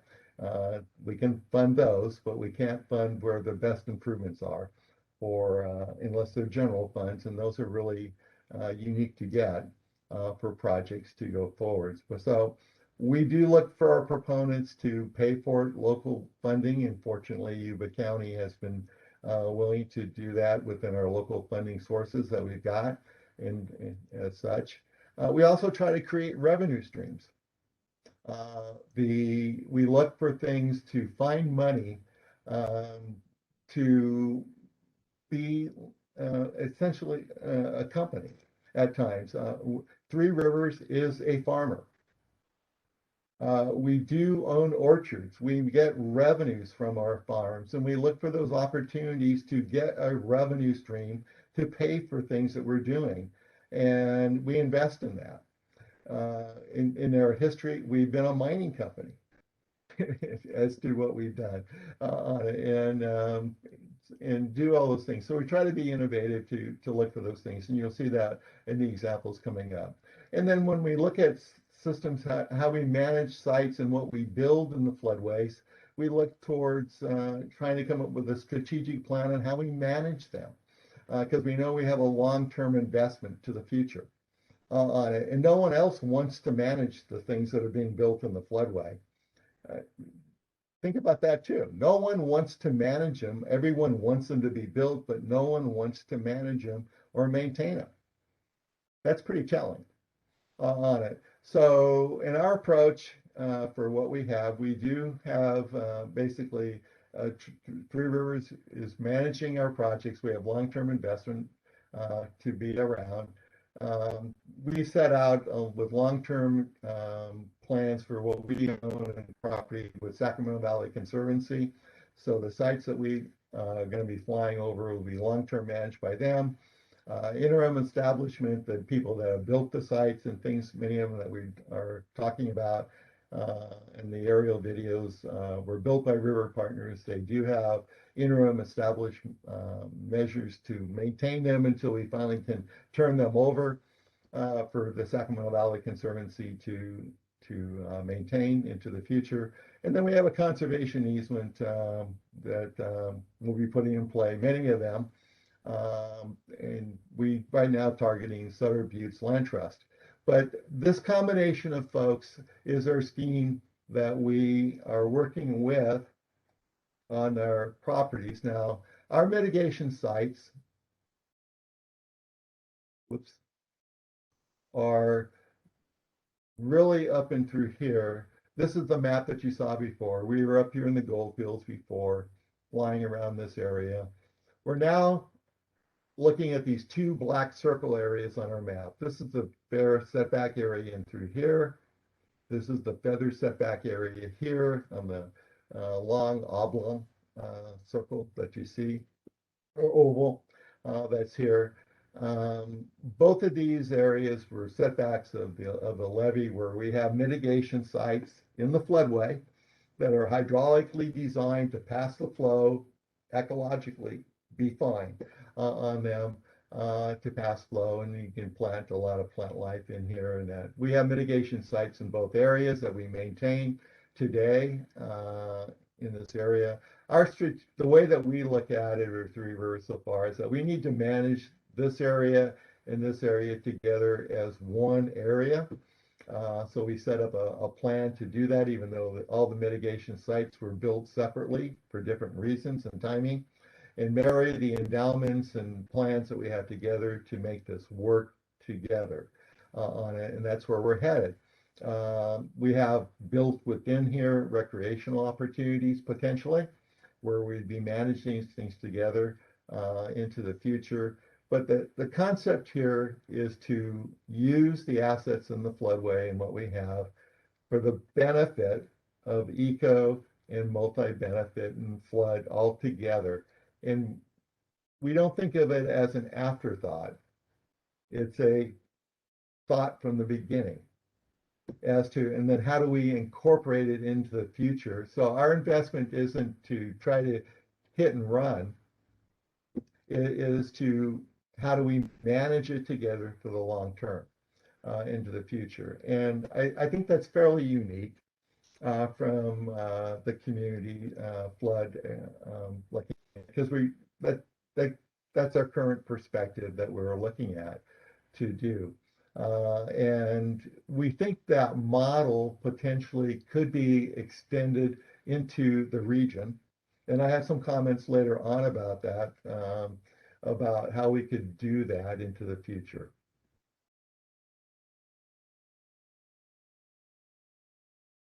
All right. I'm going to talk a little bit about the bear setback area here on this slide. Then I'm going to go over to the drone video of the bear setback area to do so.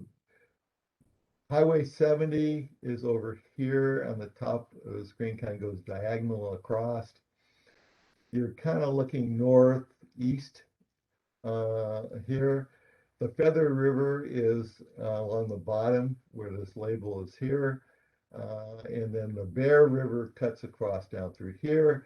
The old levee that we tore out is here, in where it's labeled. This area here is the setback area. This in here is also the other older floodway, but it's considered part of the setback area too. But the new setback levee is here, and it was built in the 2006-2007 timeframes. A lot of this levee system here was built with developer funds. Way back in that time frame. Again, Prop 1E. We were running these things and designing them way back in that time period. The significance of the floodway, even with the vegetation coming in and growing in the area, it lowers the overall stage of the along the Western Pacific Interceptor Canal up over here by about a half a foot to a foot.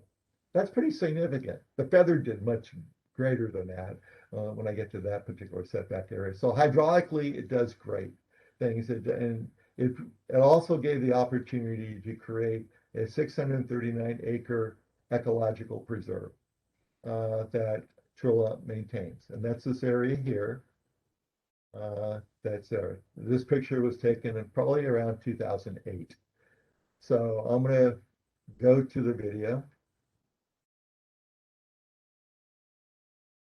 And to do that, I need to go and do something a little bit.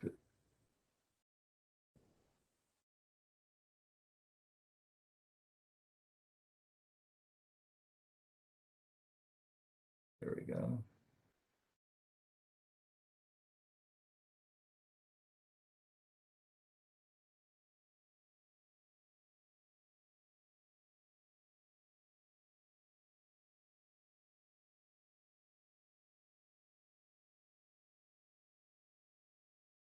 Okay, you should be seeing video again. Is that true? Yeah, we can see it, Paul. Okay, so we're starting right here. Highway 70 is here, and we're going to fly across the bear setback area that I just described for you. Highway 70 is in the foreground. The Bear River is right here. This is the bridge that goes over it. Sutter County is over here. Yuba County is here, and the Bear River is here. Out here is the southerly part of Plumas Lake development. And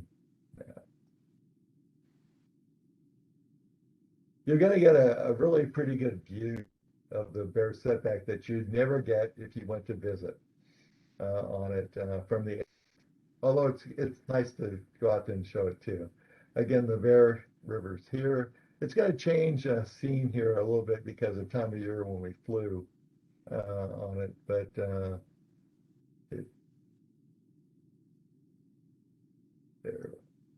we go. Okay, so we've flown over Highway 70, and this is giving you an aerial view of the setback area that was created. For points of references, on the left-hand side of the screen, you see this wiggly line. That's the Sutter County RD 1001 levy. And it kind of goes off into the distance and kind of wiggles its way out to the feather out this area here.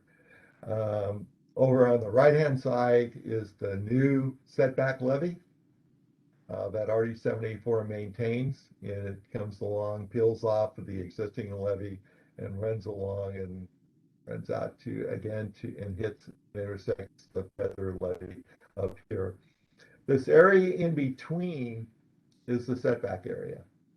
The total area is about 639 acres of area.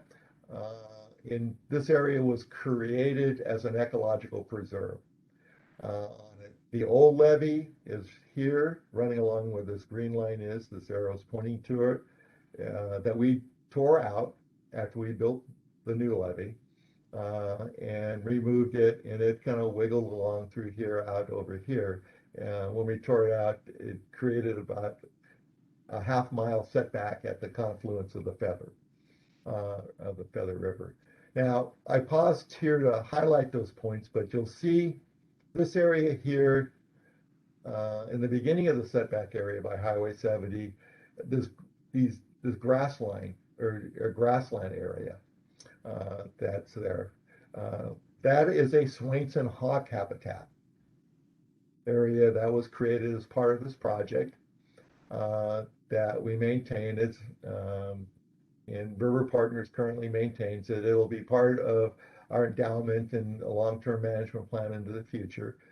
But I highlight this area specifically because we are currently looking at this area to try to make an improvement for us in this area. We do have Swainson hawk that live here, that come to this area. We currently own this land the long-term plan is for Trilla to own this property out here and maintain it along with our endowments and that, is that in this area and through here, potentially we could then convert this instead of grassland into an agricultural row crop that could potentially be the same benefit, maybe better for the Swainson hawk than what we originally thought it would be, and maybe make revenue from it that would help finance her into the future, but kind of combine the two together in multi-benefit and some asset that we have today. That's that forward thinking and trying to see, okay, how can we look at what we have as owners and maintaining and help it pay for itself into the future. So I'm going to click on go, and we're going to start flying again, and you'll see the expanse of the setback area. Again, this over here is the new levee, the federal levees here. This area here is part of the area that we planted for ecological species in the area. This is all hydraulically designed to pass the 200-year flow, and we have ample freeboard on the bare setback with our designs, even with all this vegetation that's out here. The old levee is here, kind of, you see that gap in the fencing. There's the RD 784 levee over here. This is the RD 1001 levee. And the Bear River has kind of morphed over to being closer to the 1001 levee at this segment of this section. Usually, if you're coming along on a tour with us, we would stop by the Swainson Hawk area, and then we would drive along this levee, and you would see the area from the top of the levee. I think you get a really good view of the area from the aerial. Hey, Paul, can I confirm something and maybe make one of your points for you? Sure. Those trees are planted as riparian in nice tidy rows, right? Correct. By design. Yes. Thanks.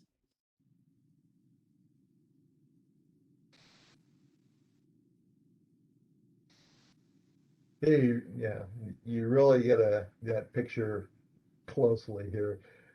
You don't see that nice planting necessarily from the top of the levee on it. We're now approaching the end of the setback area. Again, this is 2 miles long. The Feather River you see right here. From this point, the new levee setback and the Feather levee, existing levee, we connect. From this point all the way about a half mile was all removed essentially. So the Bear now flows into the Feather that way.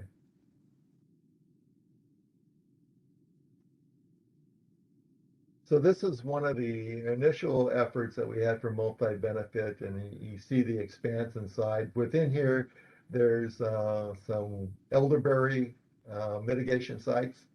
There are wetland swales for Core 408 or 404 requirements that we maintain in this area. We're turning north at this point, and Paul, a question on that riparian. Is it self-sustaining now, or do you have to continue to irrigate it? it's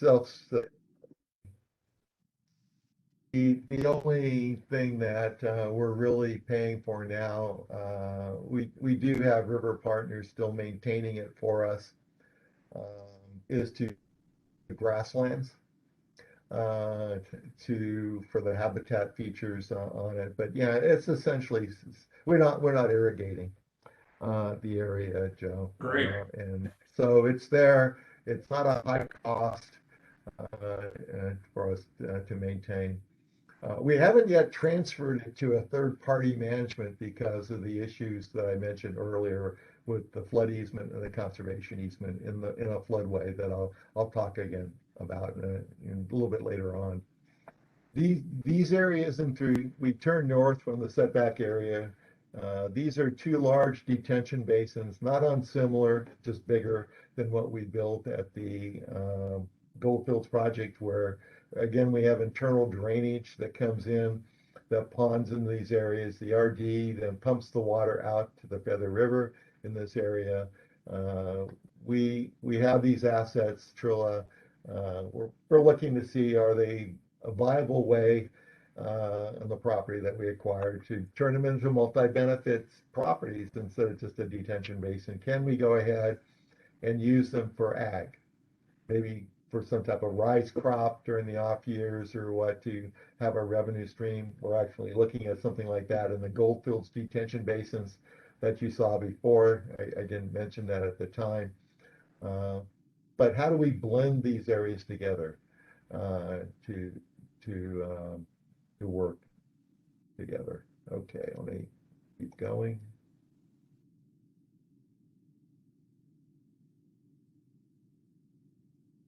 Okay, I'm going to pause because I'm going to jump back to the slide presentation real quick, and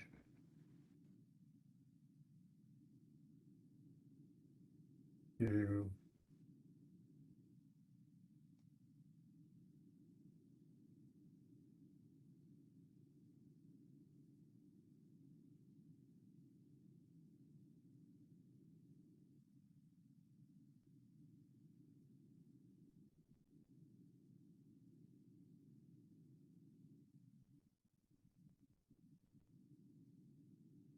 okay, can you guys see that okay? Yeah. Yes, we can. Um,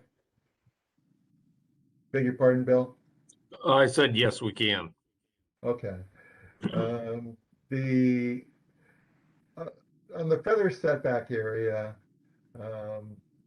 this is the features of the setback area. It was completed in 2008, 10 time period. It's approximately 5.7 miles long. Again, it's hydraulically designed. In this case, we acquired 1,500 acres. And just in the floodway. As it turns out, and next slide I show you, Trilla does retain that property into the future. We do lower the flood stage, even though it would be fully planted out in the area that you see, which it currently isn't, by 2 feet up at the Marys where the Yuba meets the Feather River. Huge significance to the flood system when we built this setback. One of the most significant things that for the Central Valley Flood Program and system itself is the setback levee, particularly in this region, is this. It provided excellent opportunities for ag, recreational, and ecological improvements. This graphic here shows the setback area. Your north is to the right of the screen. The Feather River, it kind of cuts along through here. This slide is trying to show you the different types of land use that is out there. The green area that you see here is the levee structure itself with the access corridors, and in this case it has a wind wave buffer that's a vegetated buffer that's we consider part of the levee, so it's in this green area. That has been transferred to the state SSJDD. You guys transferred it about a couple of years ago. One of your first land transfers. We refer to this at times as Parcel A. On it, but it was transferred. The RD is maintaining it at this point. The lands that are in this area, the 1,500 acres, is multicolor, the purple, the brown, this bluish color, and yellow areas are all part of that 1,500 acres that Trilla will be maintaining and keeping into the future for various reasons. As we've gone forward, and that's all part of the discussions and working out arrangements with the state into the future. This grayish area that you see here are state lands that abut the river that Trilla is adjacent to.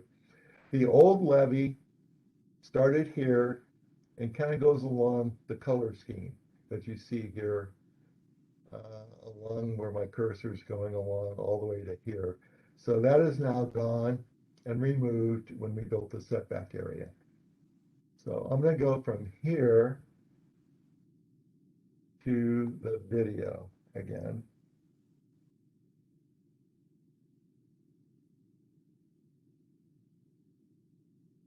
All right. So we're going to start down here in the, here's Star Bend. Star Bend is a boat ramp up a Feather River Boulevard. That's right over here to the right of the screen. You'll see on top of the area here, there's a bunch of beehives that a farmer uses the top of the levee for.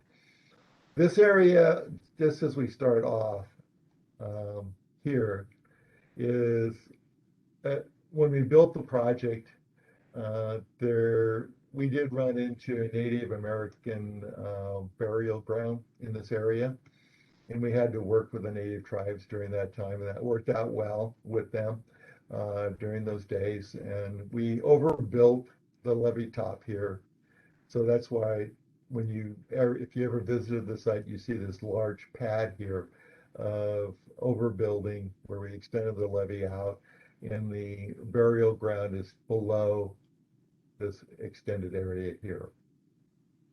So I'm going to start going, moving forward, and we're flying north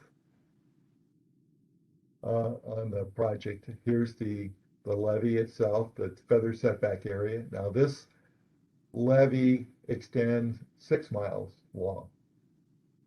The Bear levee was about 2 miles.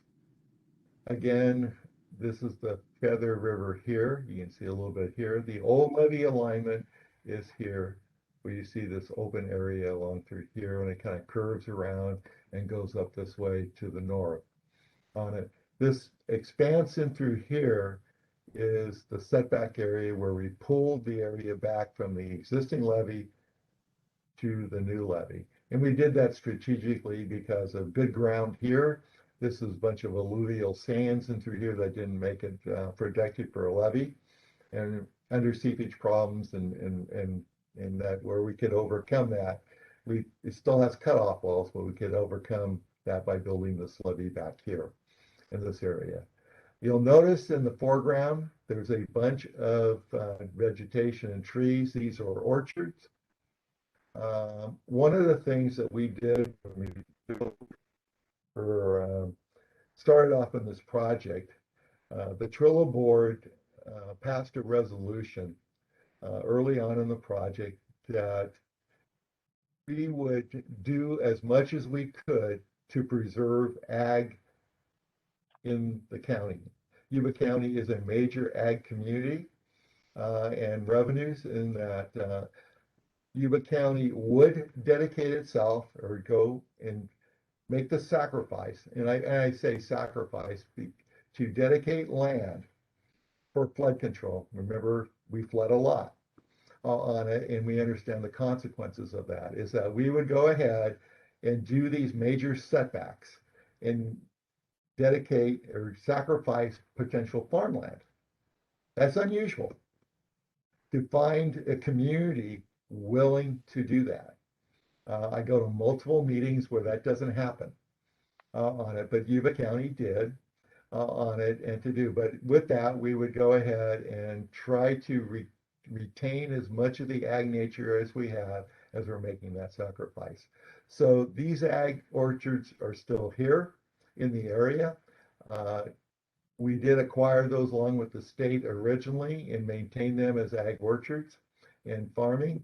And within the last year or two, we worked out an arrangement where with DWR and the compensation and the funding agreements where we will now retain these orchards. There's 480 acres of orchards in the setback area. There's 1,500 acres total.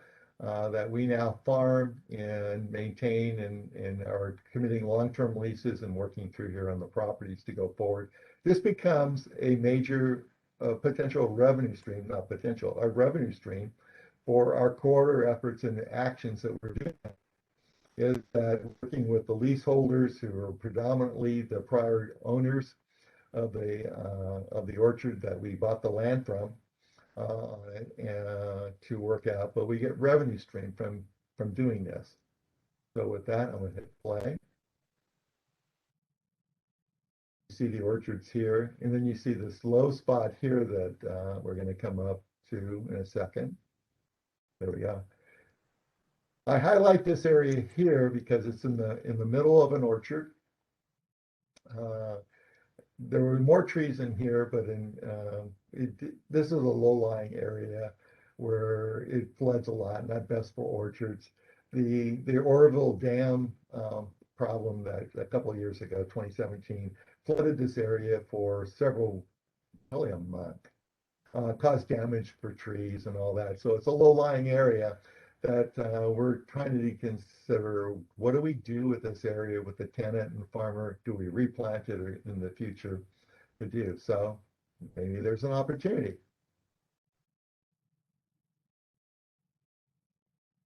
All right, the opportunity presents itself here. This is an area that we're working with NIFWIT on Salmonid habitat area off the Feather, where this Feather River comes down here and backwaters up into this area. We take advantage of this area. We work with them. We work with the farmer. We make this into an area for salmonids. They're building it for their own bank that they have at their program under NIFWIT. Three Rivers would be get the benefit of having the site. They would maintain it. We get some revenues potentially from conservation easements and different things for them to build it here, and then they would maintain it within the construct of our management plan and scheme of river partners and others maintaining this entire area together.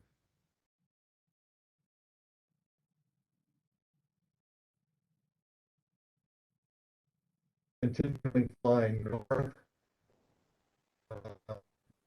Along the stack area, here's the Feather River again. The old levee is here degraded, and that the new levee's here. More orchards in the forefront that we maintain.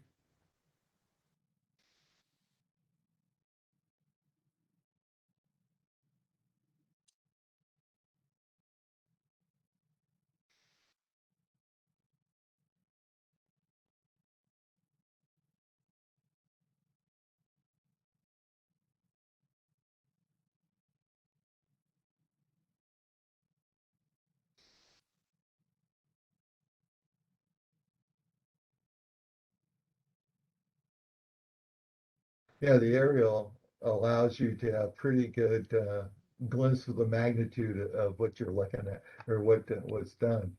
I pause here because there right now one recreational component that we have built into our feather setback area is about 10 years ago, as we were finishing this project, we were experiencing issues with people wanting to get from the Plumas Lake area or just the Yuba County area or just citizens in general to get over to the Feather River.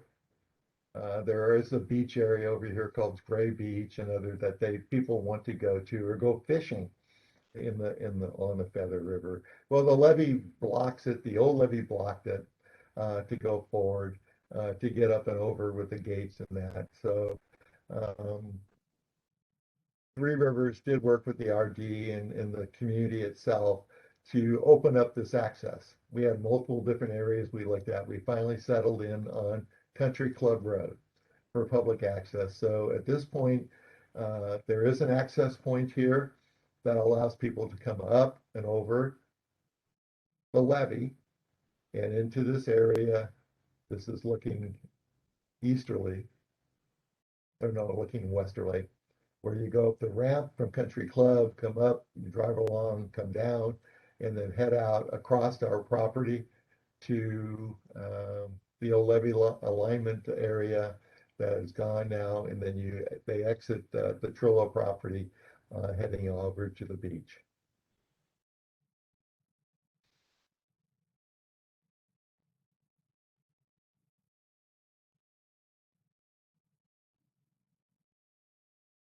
Now, returning back to the levee or to the going up the setback area, this is again the Country Club Road going across the levee area or across the setback area. We have another area that we have a mitigation agreement on that's going to be highlighted in a second.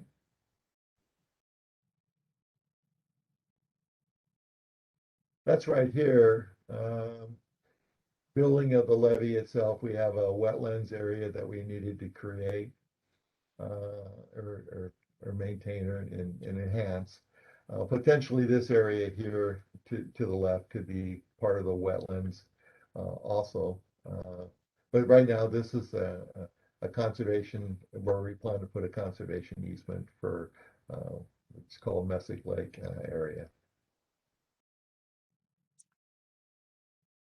Paul, I'm assuming Country Club Road is a county road maintained by the county? It's maintained, Bill, up to the levee. Up and over the levee is the part of the RD or the maintenance of the levee of the road.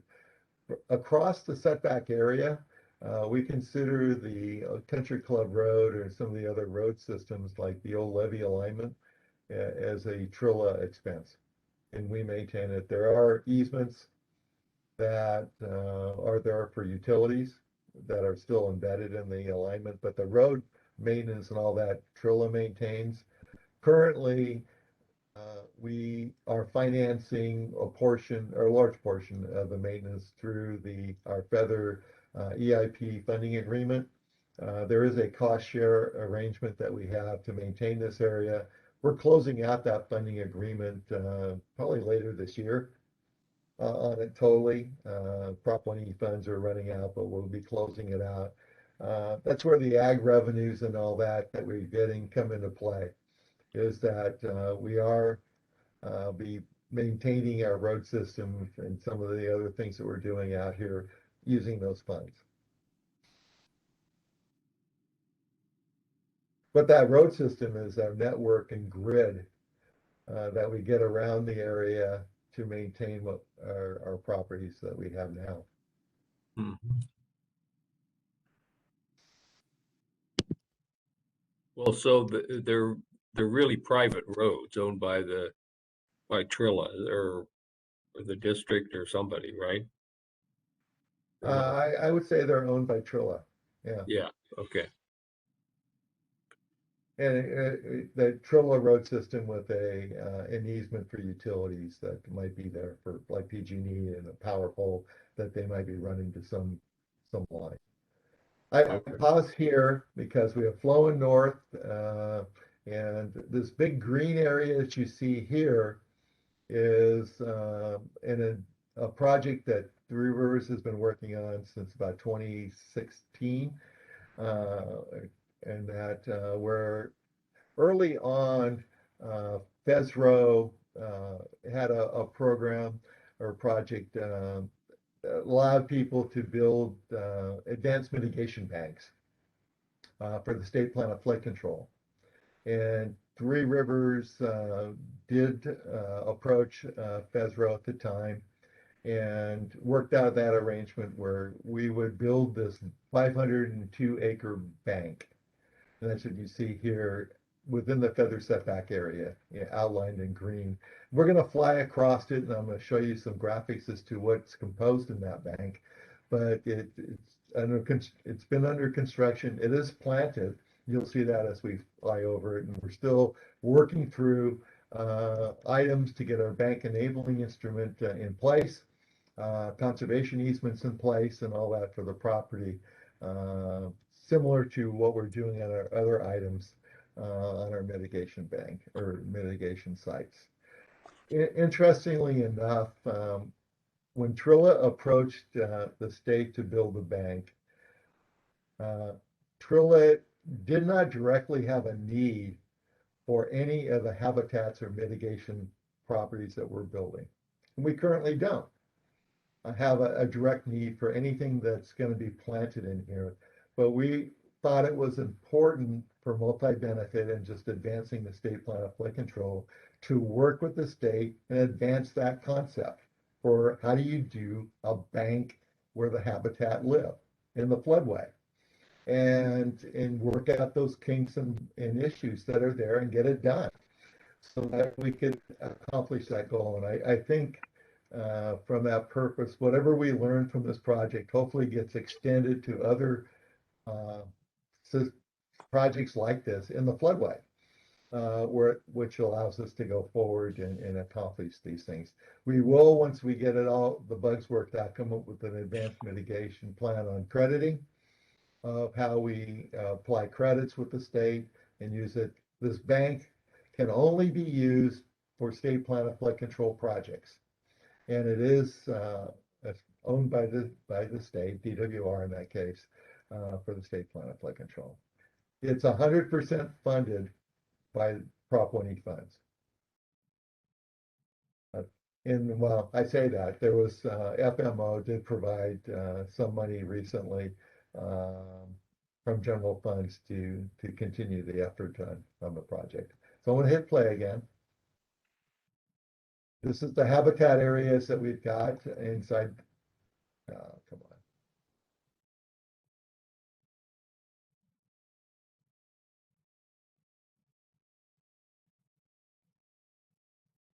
This is the habitat, this 500-acre site here.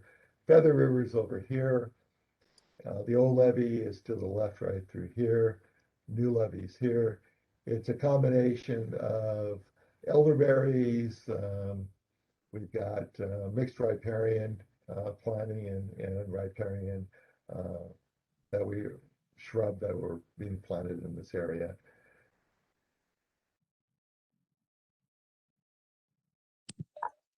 Hey, Okay, Paul. now we're going to go fly over the bank. Paul, Yeah. just real quick, on the bank, I just want to make sure I understand what bank means and who owns it. I think you said DWR owns it, and it's going to be operated as a mitigation bank and provide credits to other areas of the state plan of flood control. Is that what you said? Yes. Yeah, predominant. I mean, a good chunk of the credits would go towards FMO for their operations and needs for flood maintenance into the future, but it could be used for other parts of the state plan of flood control for projects. Do you know if the bank's set up in a way that they could have other people purchase the credits, or does it all have to go to DWR impacts? The goal is to do the former, that others could purchase credits through it. As it turns out, the crediting agreement has yet to be finalized or even drafted in any detail, but Trilla is going to be formatting or creating that agreement with the state and working through that.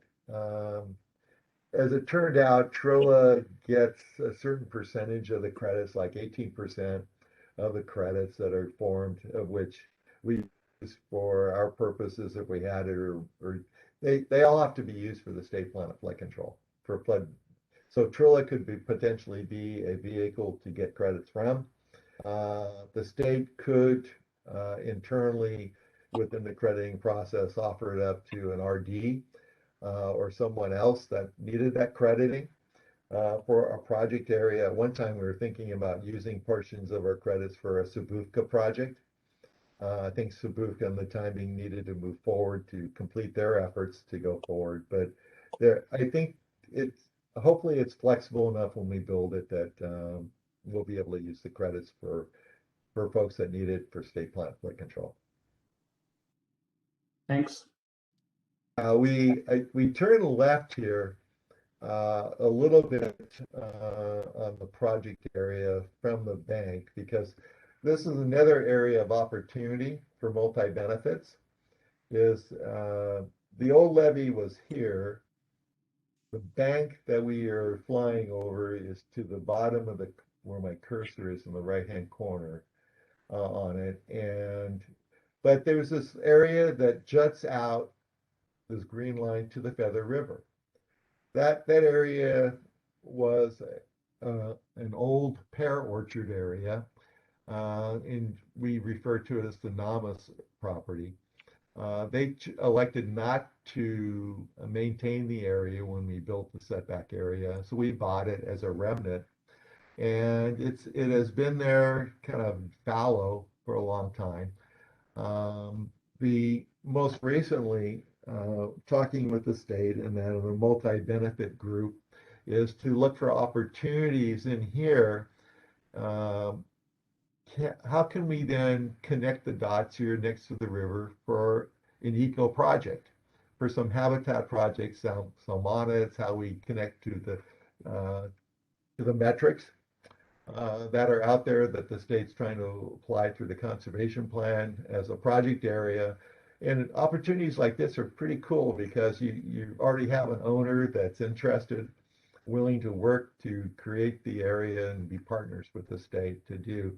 This also has presented itself maybe a combination of an eco area or maybe extending some type of row crops into this area again, where we could get a revenue stream into along with eco. So that is the current project that we have on the kind of working through.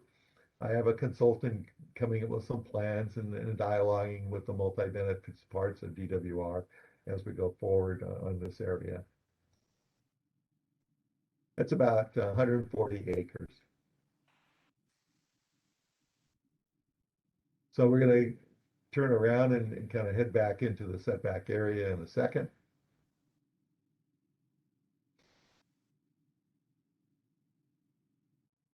Sutter County's in the background there. All right, we're back to the setback area over the Fesro site. All these are the columns and rows that have been planted. The bank goes out to this area right here, this roadway where the rows end. Just on the other side of the roadway is another orchard area that is between the levee, current levee, and the old levee that we tore down.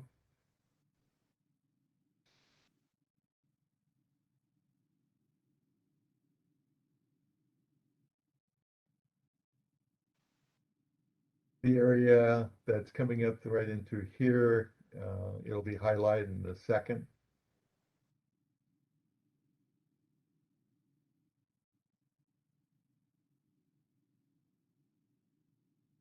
Yeah, this is an elderberry area that we maintain, another mitigation site that was constructed when we built the feather setback area. We've done transplants and maintained this area into here. It'll have a conservation easement placed on it eventually. Again, maintained and within our overall scheme of the maintenance that I talked about in the beginning of the multi-benefit discussion.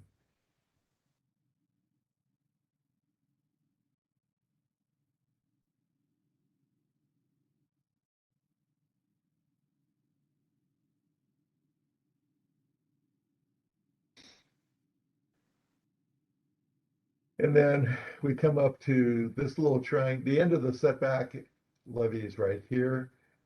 Go back to the existing levee. The old levee is here. We turn down, you can see they come and join right here. This area into here, this vacant land, represents an opportunity for us to look again for an eco opportunity for multi-benefit in here, potentially related to the conservation plan metrics, to build something in here, or maybe do some farming or both in this area.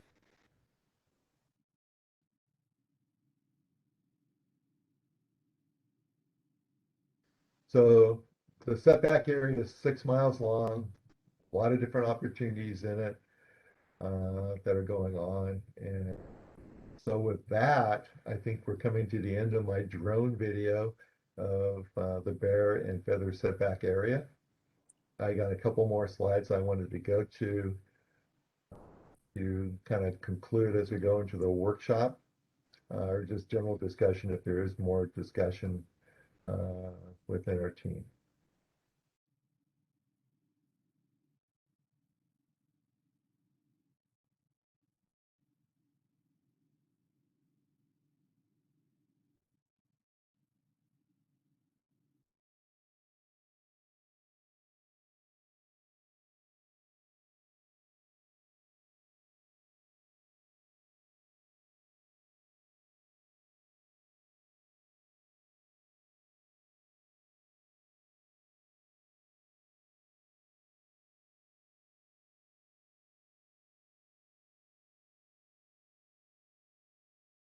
Okay, we should be back to slides. Are we back to slides? Yes, Okay. yes, you are. We have just a few more slides to do. So on the workshop version, and or this, the question is this that I started off on this portion of the presentation is how do we better accomplish multi-benefit projects to support the Central Valley Flood Protection Plan and the Conservation Plan? And you heard about how we do things in that with Intrella, and we're trying to help out. I have a couple suggestions to maybe start the dialogue or within the team or the presentation. Sincerely, I'd like to get feedback from folks as to other areas of dialogue on this or other items. But these two things strike me as being really important for us to consider.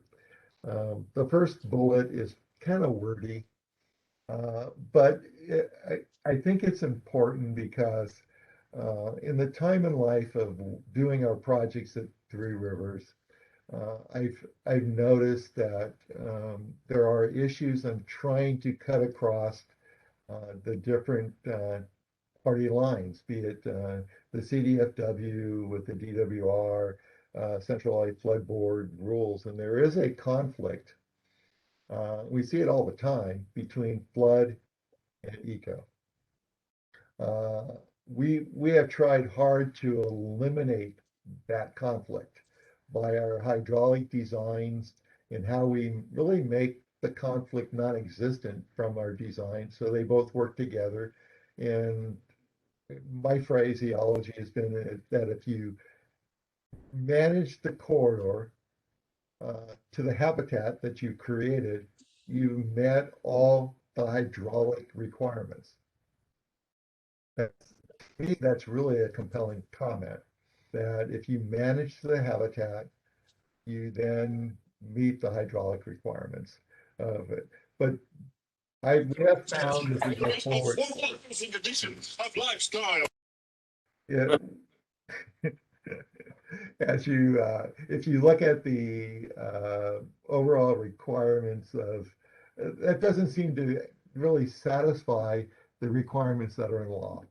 That we have multiple sites. We flew over many of them. We have wetlands that need conservation easements.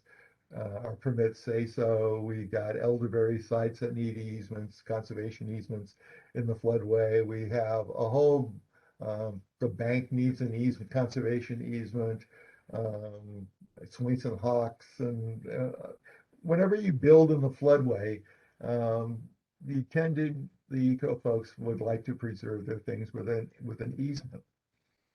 That easement requires certain types of requirements in it that are adverse to the flood people from tampering with the ecosystems. On the reverse side, since you're in the floodway, the flood guys really want to be able to do what they need to do in the floodway at any time. Not inadvertently or bad, but they want to be able to do it on it. In there inherently lies a conflict on it. And We are currently working through that on our Fesro site to work through to find a solution for between the two to work together, and hopefully we have success on that. But my appeal to the leaders in the communities or in the state, the chiefs of the various organizations, is that we need to find flexibility within the rules. And I know that the state is currently, I know Central Iowa Flood Board is looking at Title 23 and changes and all that. We need to step back, set ground rules that allow us to have flexibility where the two sides can agree. And right now we are dominated by legal influence, that we always go back and say, well, Title 23 says this, or this says that. CVFPB is saying this says that on their rules. And the staff is not empowered to compromise. And I've been involved in so many discussions that always go through to almost the end, they get disconnected and do not complete. I think this is an Achilles heel for our multi-benefit projects into the future, particularly in a floodway where the habitat live. We have to solve this problem. I mean, I have kept the bear setback area when we finished it in 2006, 7, and 8 in the setback area for what, 13 years? Because I can't solve that problem. The feather setback is going to be in the same situation on floodways and these mitigation sites. We need to be able to solve this problem. So I would, that's my suggestion for that one. And the other one is that I have listed here is that one of the successes I think that Trilla has had is maintaining an overall approach to our mitigation sites. And we're fortunate to have become owners of properties and maintain that when others didn't really want the property or what, but to develop and maintain what we're doing on it. So I'm pretty sure that what we are doing will maintain, but what strikes me is that we need a regional approach that extends that approach some way into the future for others. And to use it that way, which leads me to this area.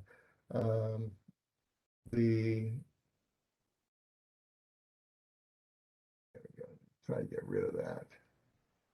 It's I call it the Feather Region Floodway Management Plan.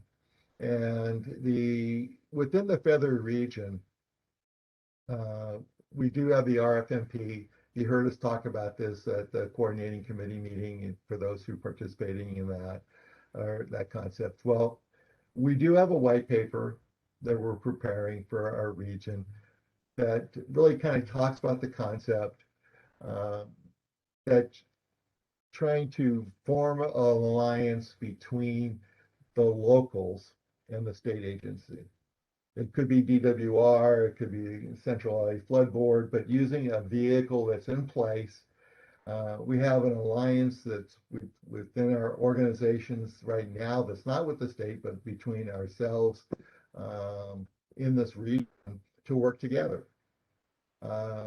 This particular round, Three Rivers is the lead agency for that group. The prior 2 rounds of that we worked on this regional flood management plan work with DWR, it was the BUFCA. So it could be different people, different folks that could be in the lead, but to form an alliance with them to really deploy and manage these opportunities and even look for opportunities along in the region and have a concerted effort, a vested effort, a champion that is pushing the ideas to go forward, that cuts through the red tape laterally, quickly, but has a responsibility that we work together on. And I think that would help out tremendously to deploy the conservation goals that are in the conservation plan. This white paper that we put together, we commissioned our consultant to look for opportunities. not based upon a levee project that needed mitigation, but look at the metrics. Tell me in these three rivers, where do we do work? Where's the eco opportunity to get that benefit on it?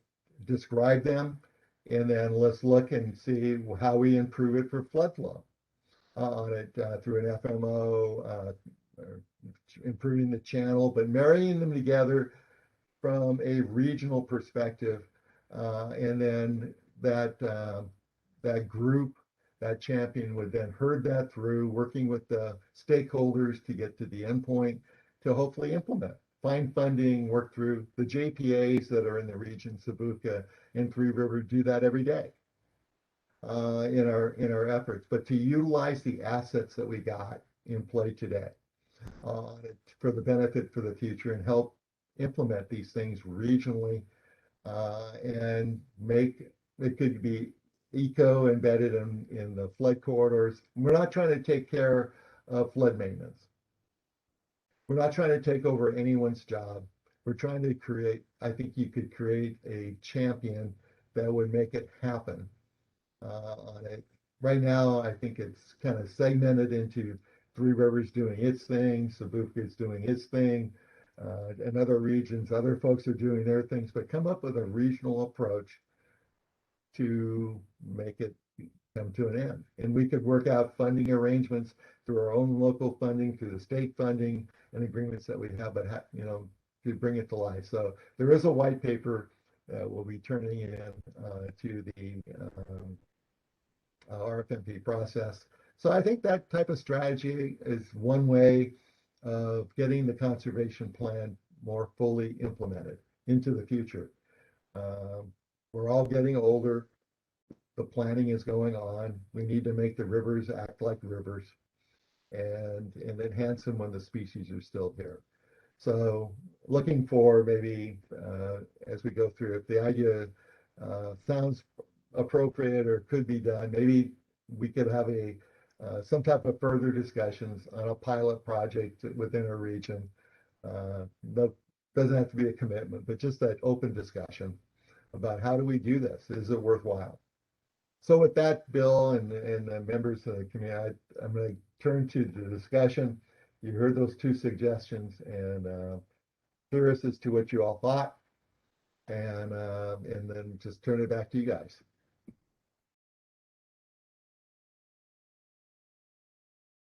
Paul, Okay. this is Darren. Thanks very much, Paul and Darren. Do you have anything to add at this point? Thank you, President Edgar. I just wanted to turn your attention to the chat. There was a comment in there from Michael Sabagian about the bank, and then a follow-up question from Board Member Ramirez. Okay, well, let's have them speak to the questions.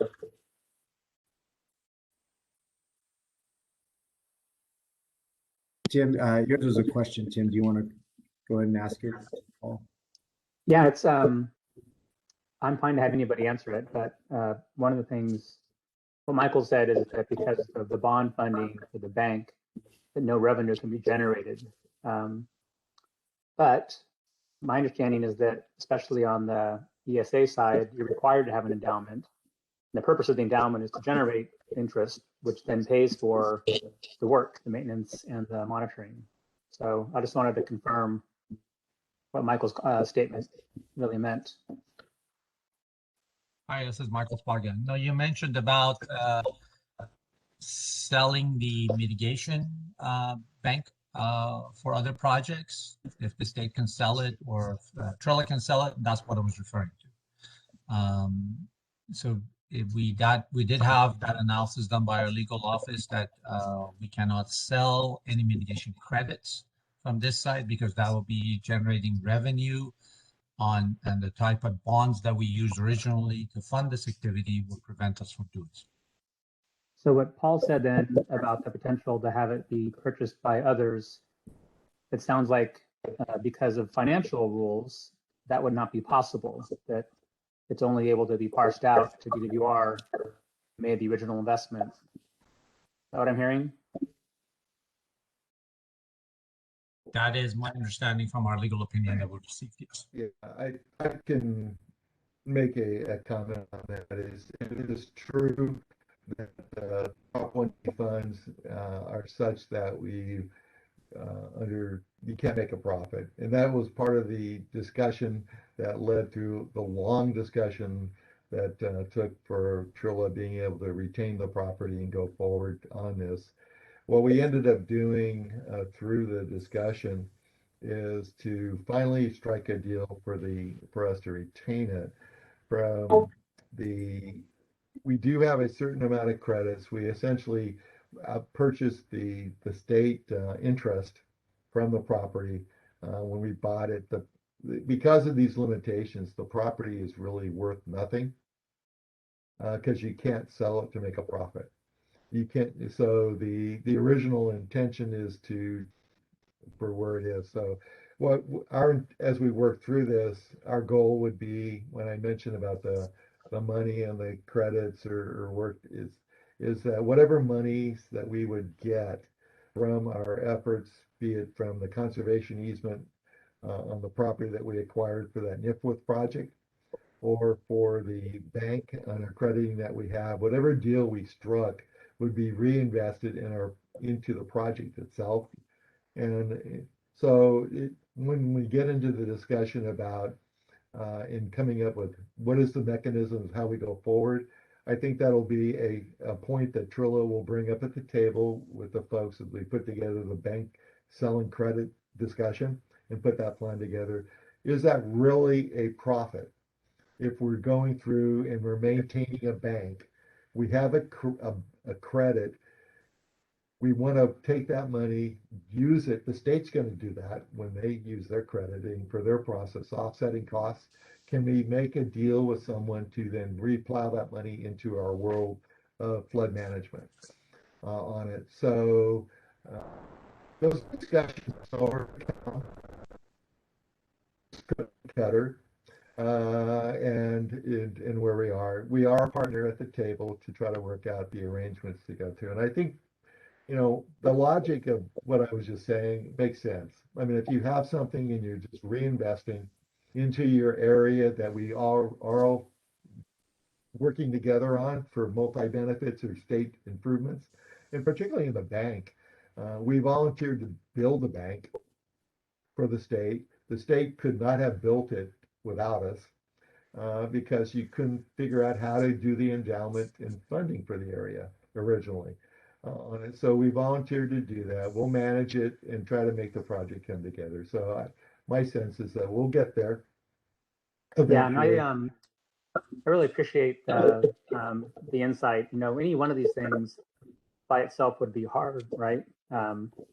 Just doing the work, navigating the processes, not just the environmental regulations, but other things have continued to evolve, right? This request now requirement to have endowments on the environmental side, not just the in perpetuity obligation that the board would require.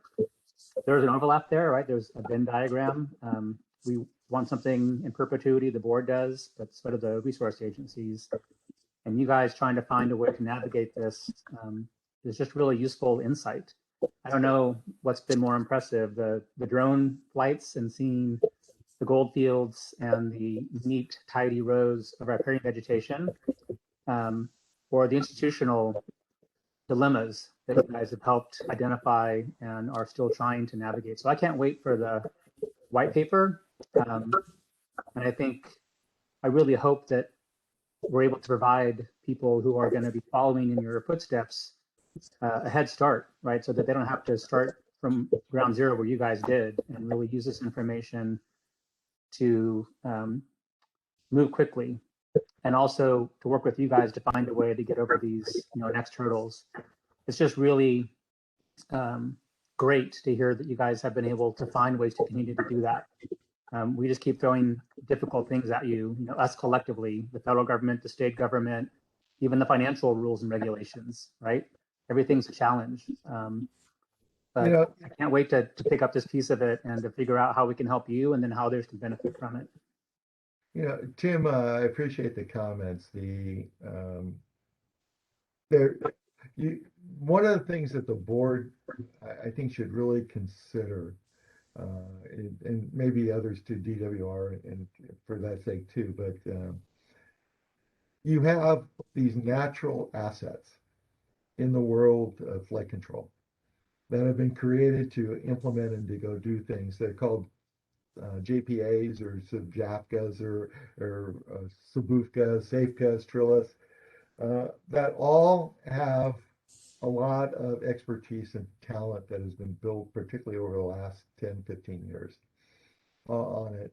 And within that, they have a wealth of experience that are there. Many of the problems that come up, I mean, you might just consider using them in general. I mean, I gave one here for the RFMP for regional management, but the approach of these organizations and the assets that they have, it could be real estate items on how we manage things. I mean, we have probably amongst all those agencies, I know Trill has purchased a ton of land that we're transferring to the SSJDD. We have our own assets that maintain it, and records and how we do that, filing systems and that is instead of replicating internally your own at times, but maybe connecting the dots with the regions as to how do we then manage regionally across to maybe save money and time and cost, but form these relationships with the regions while they're still here and to the future. But we tend to always think in silos. Right. I think the scale is a About big who we're part of doing this. this. Yeah, and I think from our region, I know Three Rivers has historically been that way, and I think the other folks in our regions too, and would be that way too, is to let's try to work together and form, and the key thing is funding at times, but let's work on that too. As to how we implement things to go to the future on it. But I think that paradigm could shift. And I would encourage you all to stop and pause. At one point on a funding issue one time, a couple of years ago, what I ended up doing was I asked all the executive directors from the 5 agencies to meet separately, just within the senior staff. I call it a consultant-free zone. And where we would go and we talked specifically about an issue about how do we solve or work on this funding issue, which at that time we approached the PWR together as to what our recommendations are. We didn't have authority. We didn't try to, but from our perspective, this is where we are. And to DWR's credit, they listened and did a lot of what we talked about on it to do. But I think the same type of thing as you look at even implementing the program, and that is that I think each of the JPAs or APCAs and all that really kind of come from perspectives. And they have a wealth of just nuances as to what can make it work and maybe network it and figure out a way to go forward on Right. it. And I don't necessarily, I know we have coordinating committee meetings and that I don't see that necessarily as being the total answer, or the other committees that we've got to go forward. I mean, that provide some insights to things, but I think you could use our organizations or regions differently. Yeah, I think one of the things that struck me, and then I'm going to pass it back to Bill and my colleagues, but one of the take-home messages here is, I think, scale. Some of these groups didn't exist 10, 15, 20 years ago, and they've been created for lots of different reasons, but that increased scale has allowed you to tackle some of these things in a way that you wouldn't be able to, I think, as a small district. And there's a lot of things I think to glean insight from in terms of that experience.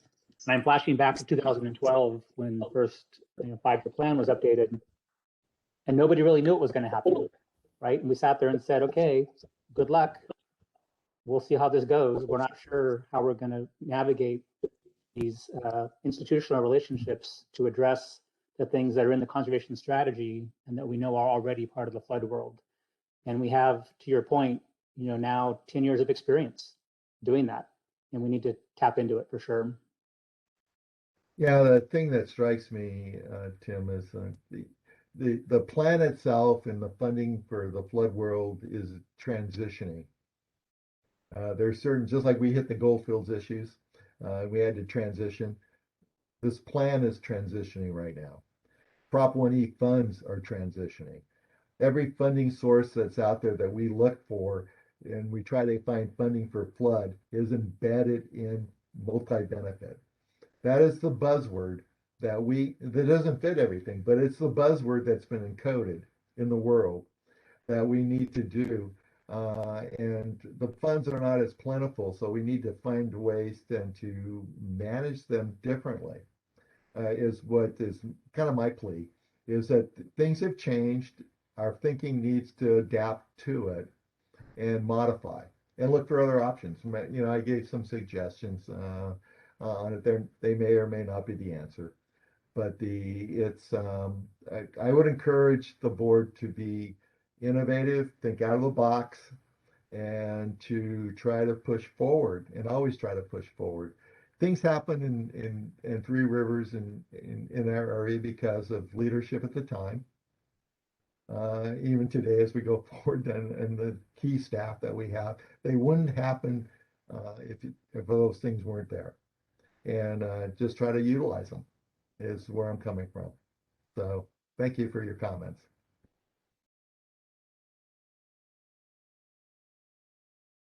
Bill, I got a comment too. What Three Rivers has done has been exceptional from start to finish, no question about it. And I really appreciate the presentation today. But one thing I notice is that the setback levies are key to this multi-purpose. Yes. How do you do multi-purpose if you don't have something like the setback levy areas and things like that? So I think to the extent that we can do that, that it's going to be a benefit to everything. And the fact that also you bought land in fee, you know, my history with the Corps and with other things has been nobody wants to buy in fee, we only want to buy a flood easement. Well, if all you have is a flood easement, you can't do too much with that. So I think that looks to me like another key to how do we get to the multi-purpose.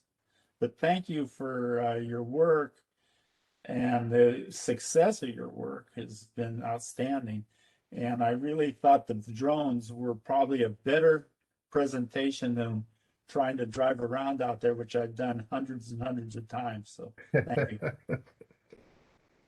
Joe, the fee aspect that you were mentioning is interesting because one of the four things or things that came about early on in the early implementation program back in 2007, that the folks that were there, Les Harder, I'm drawing a blank on the other person. Come on, I see his face. It'll come to me. We're all involved in, Rod Mayer was the other one.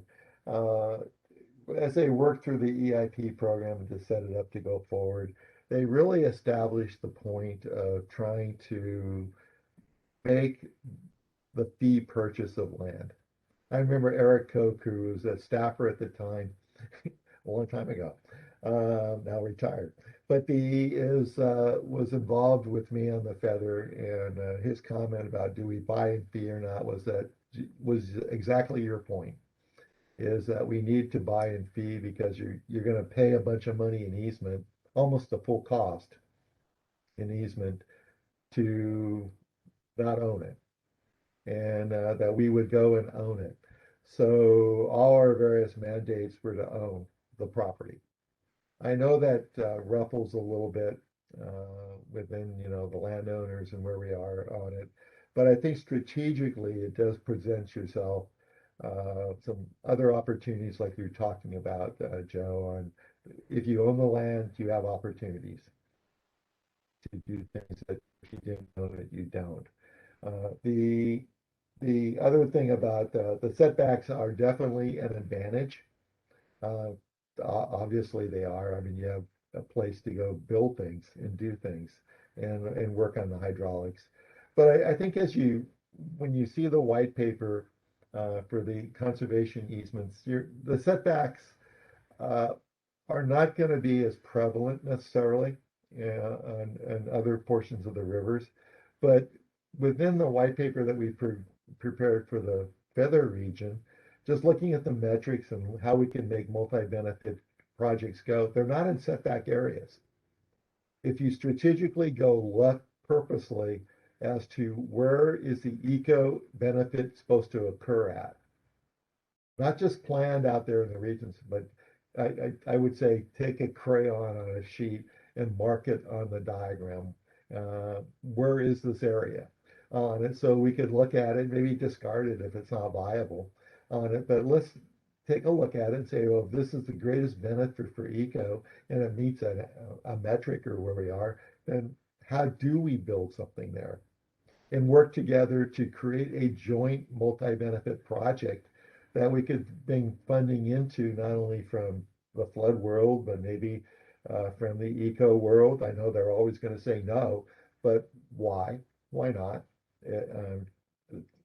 Let's try to do that. And but I think there are opportunities, but you need a champion that stays focused on it, and you lose focus a lot if you don't have a champion on it, and you're always off on another adventure on it to do that drives you crazy. So I think to be success on implementing things on a major scale, even minor, you need a champion to focus. And that's where these JPAs have really been allowed to do, is have the leadership and then the focus. Focus is really important.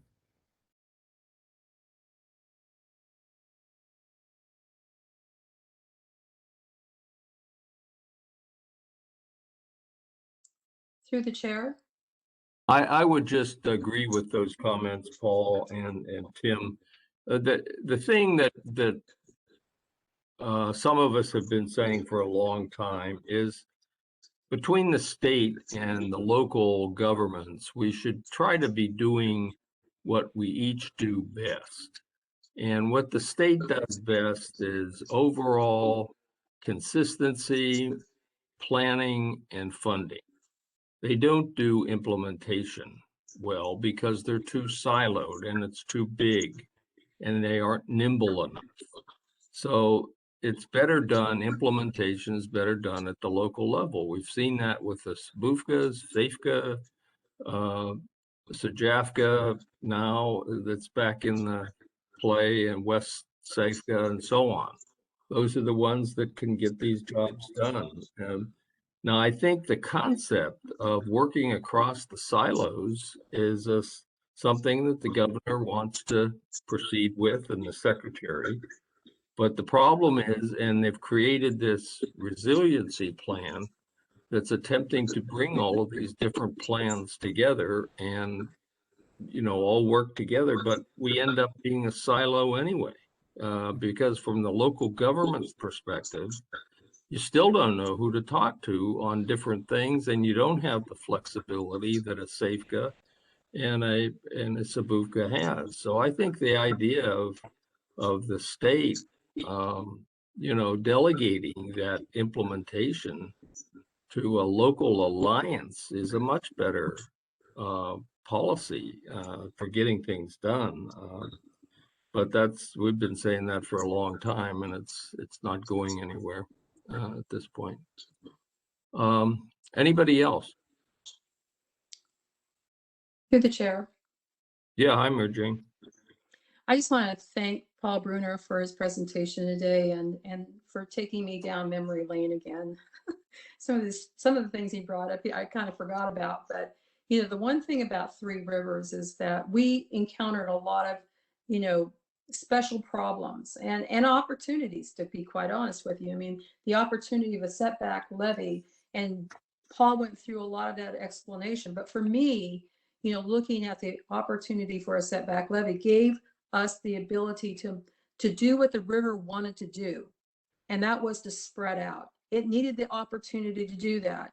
And then somewhere in the timeline, that levee was set somewhere it shouldn't have been, you know, the Bear River and the Feather River. And so what you know, I've got to experience, and I know Paul will probably remember this, is when we actually saw the Bear River work. When we opened up the confluence and there was high water time, we got to see how the water came in through that setback levee and how it worked. It, you know, we're probably the only two that were on that levee that day watching this mechanism, this engineering feat actually work.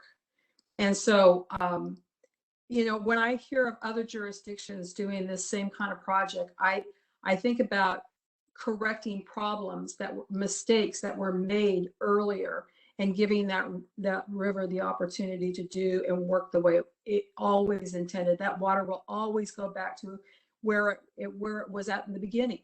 So, you know, I want to thank Paul for his innovation. I mean, you know, leadership, you know, political will gets you to a point, but Paul's experience with working with the federal government and now with Three Rivers, he has a very creative mind of looking at things from the local perspective when dealing with either state or federal agencies. And so that's been appreciated. And I don't think we would have gotten that far without that kind of leadership. So thank you very much. Yeah, well, thank you, MJ.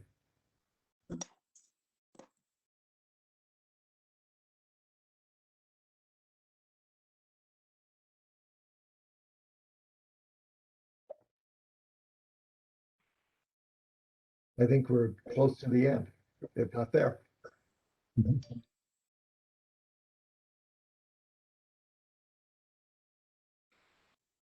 Is there anybody from the public who'd like to weigh in?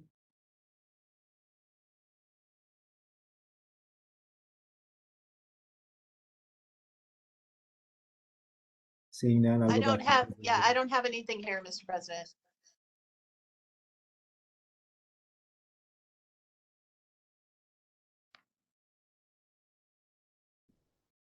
You're on mute, President Egger.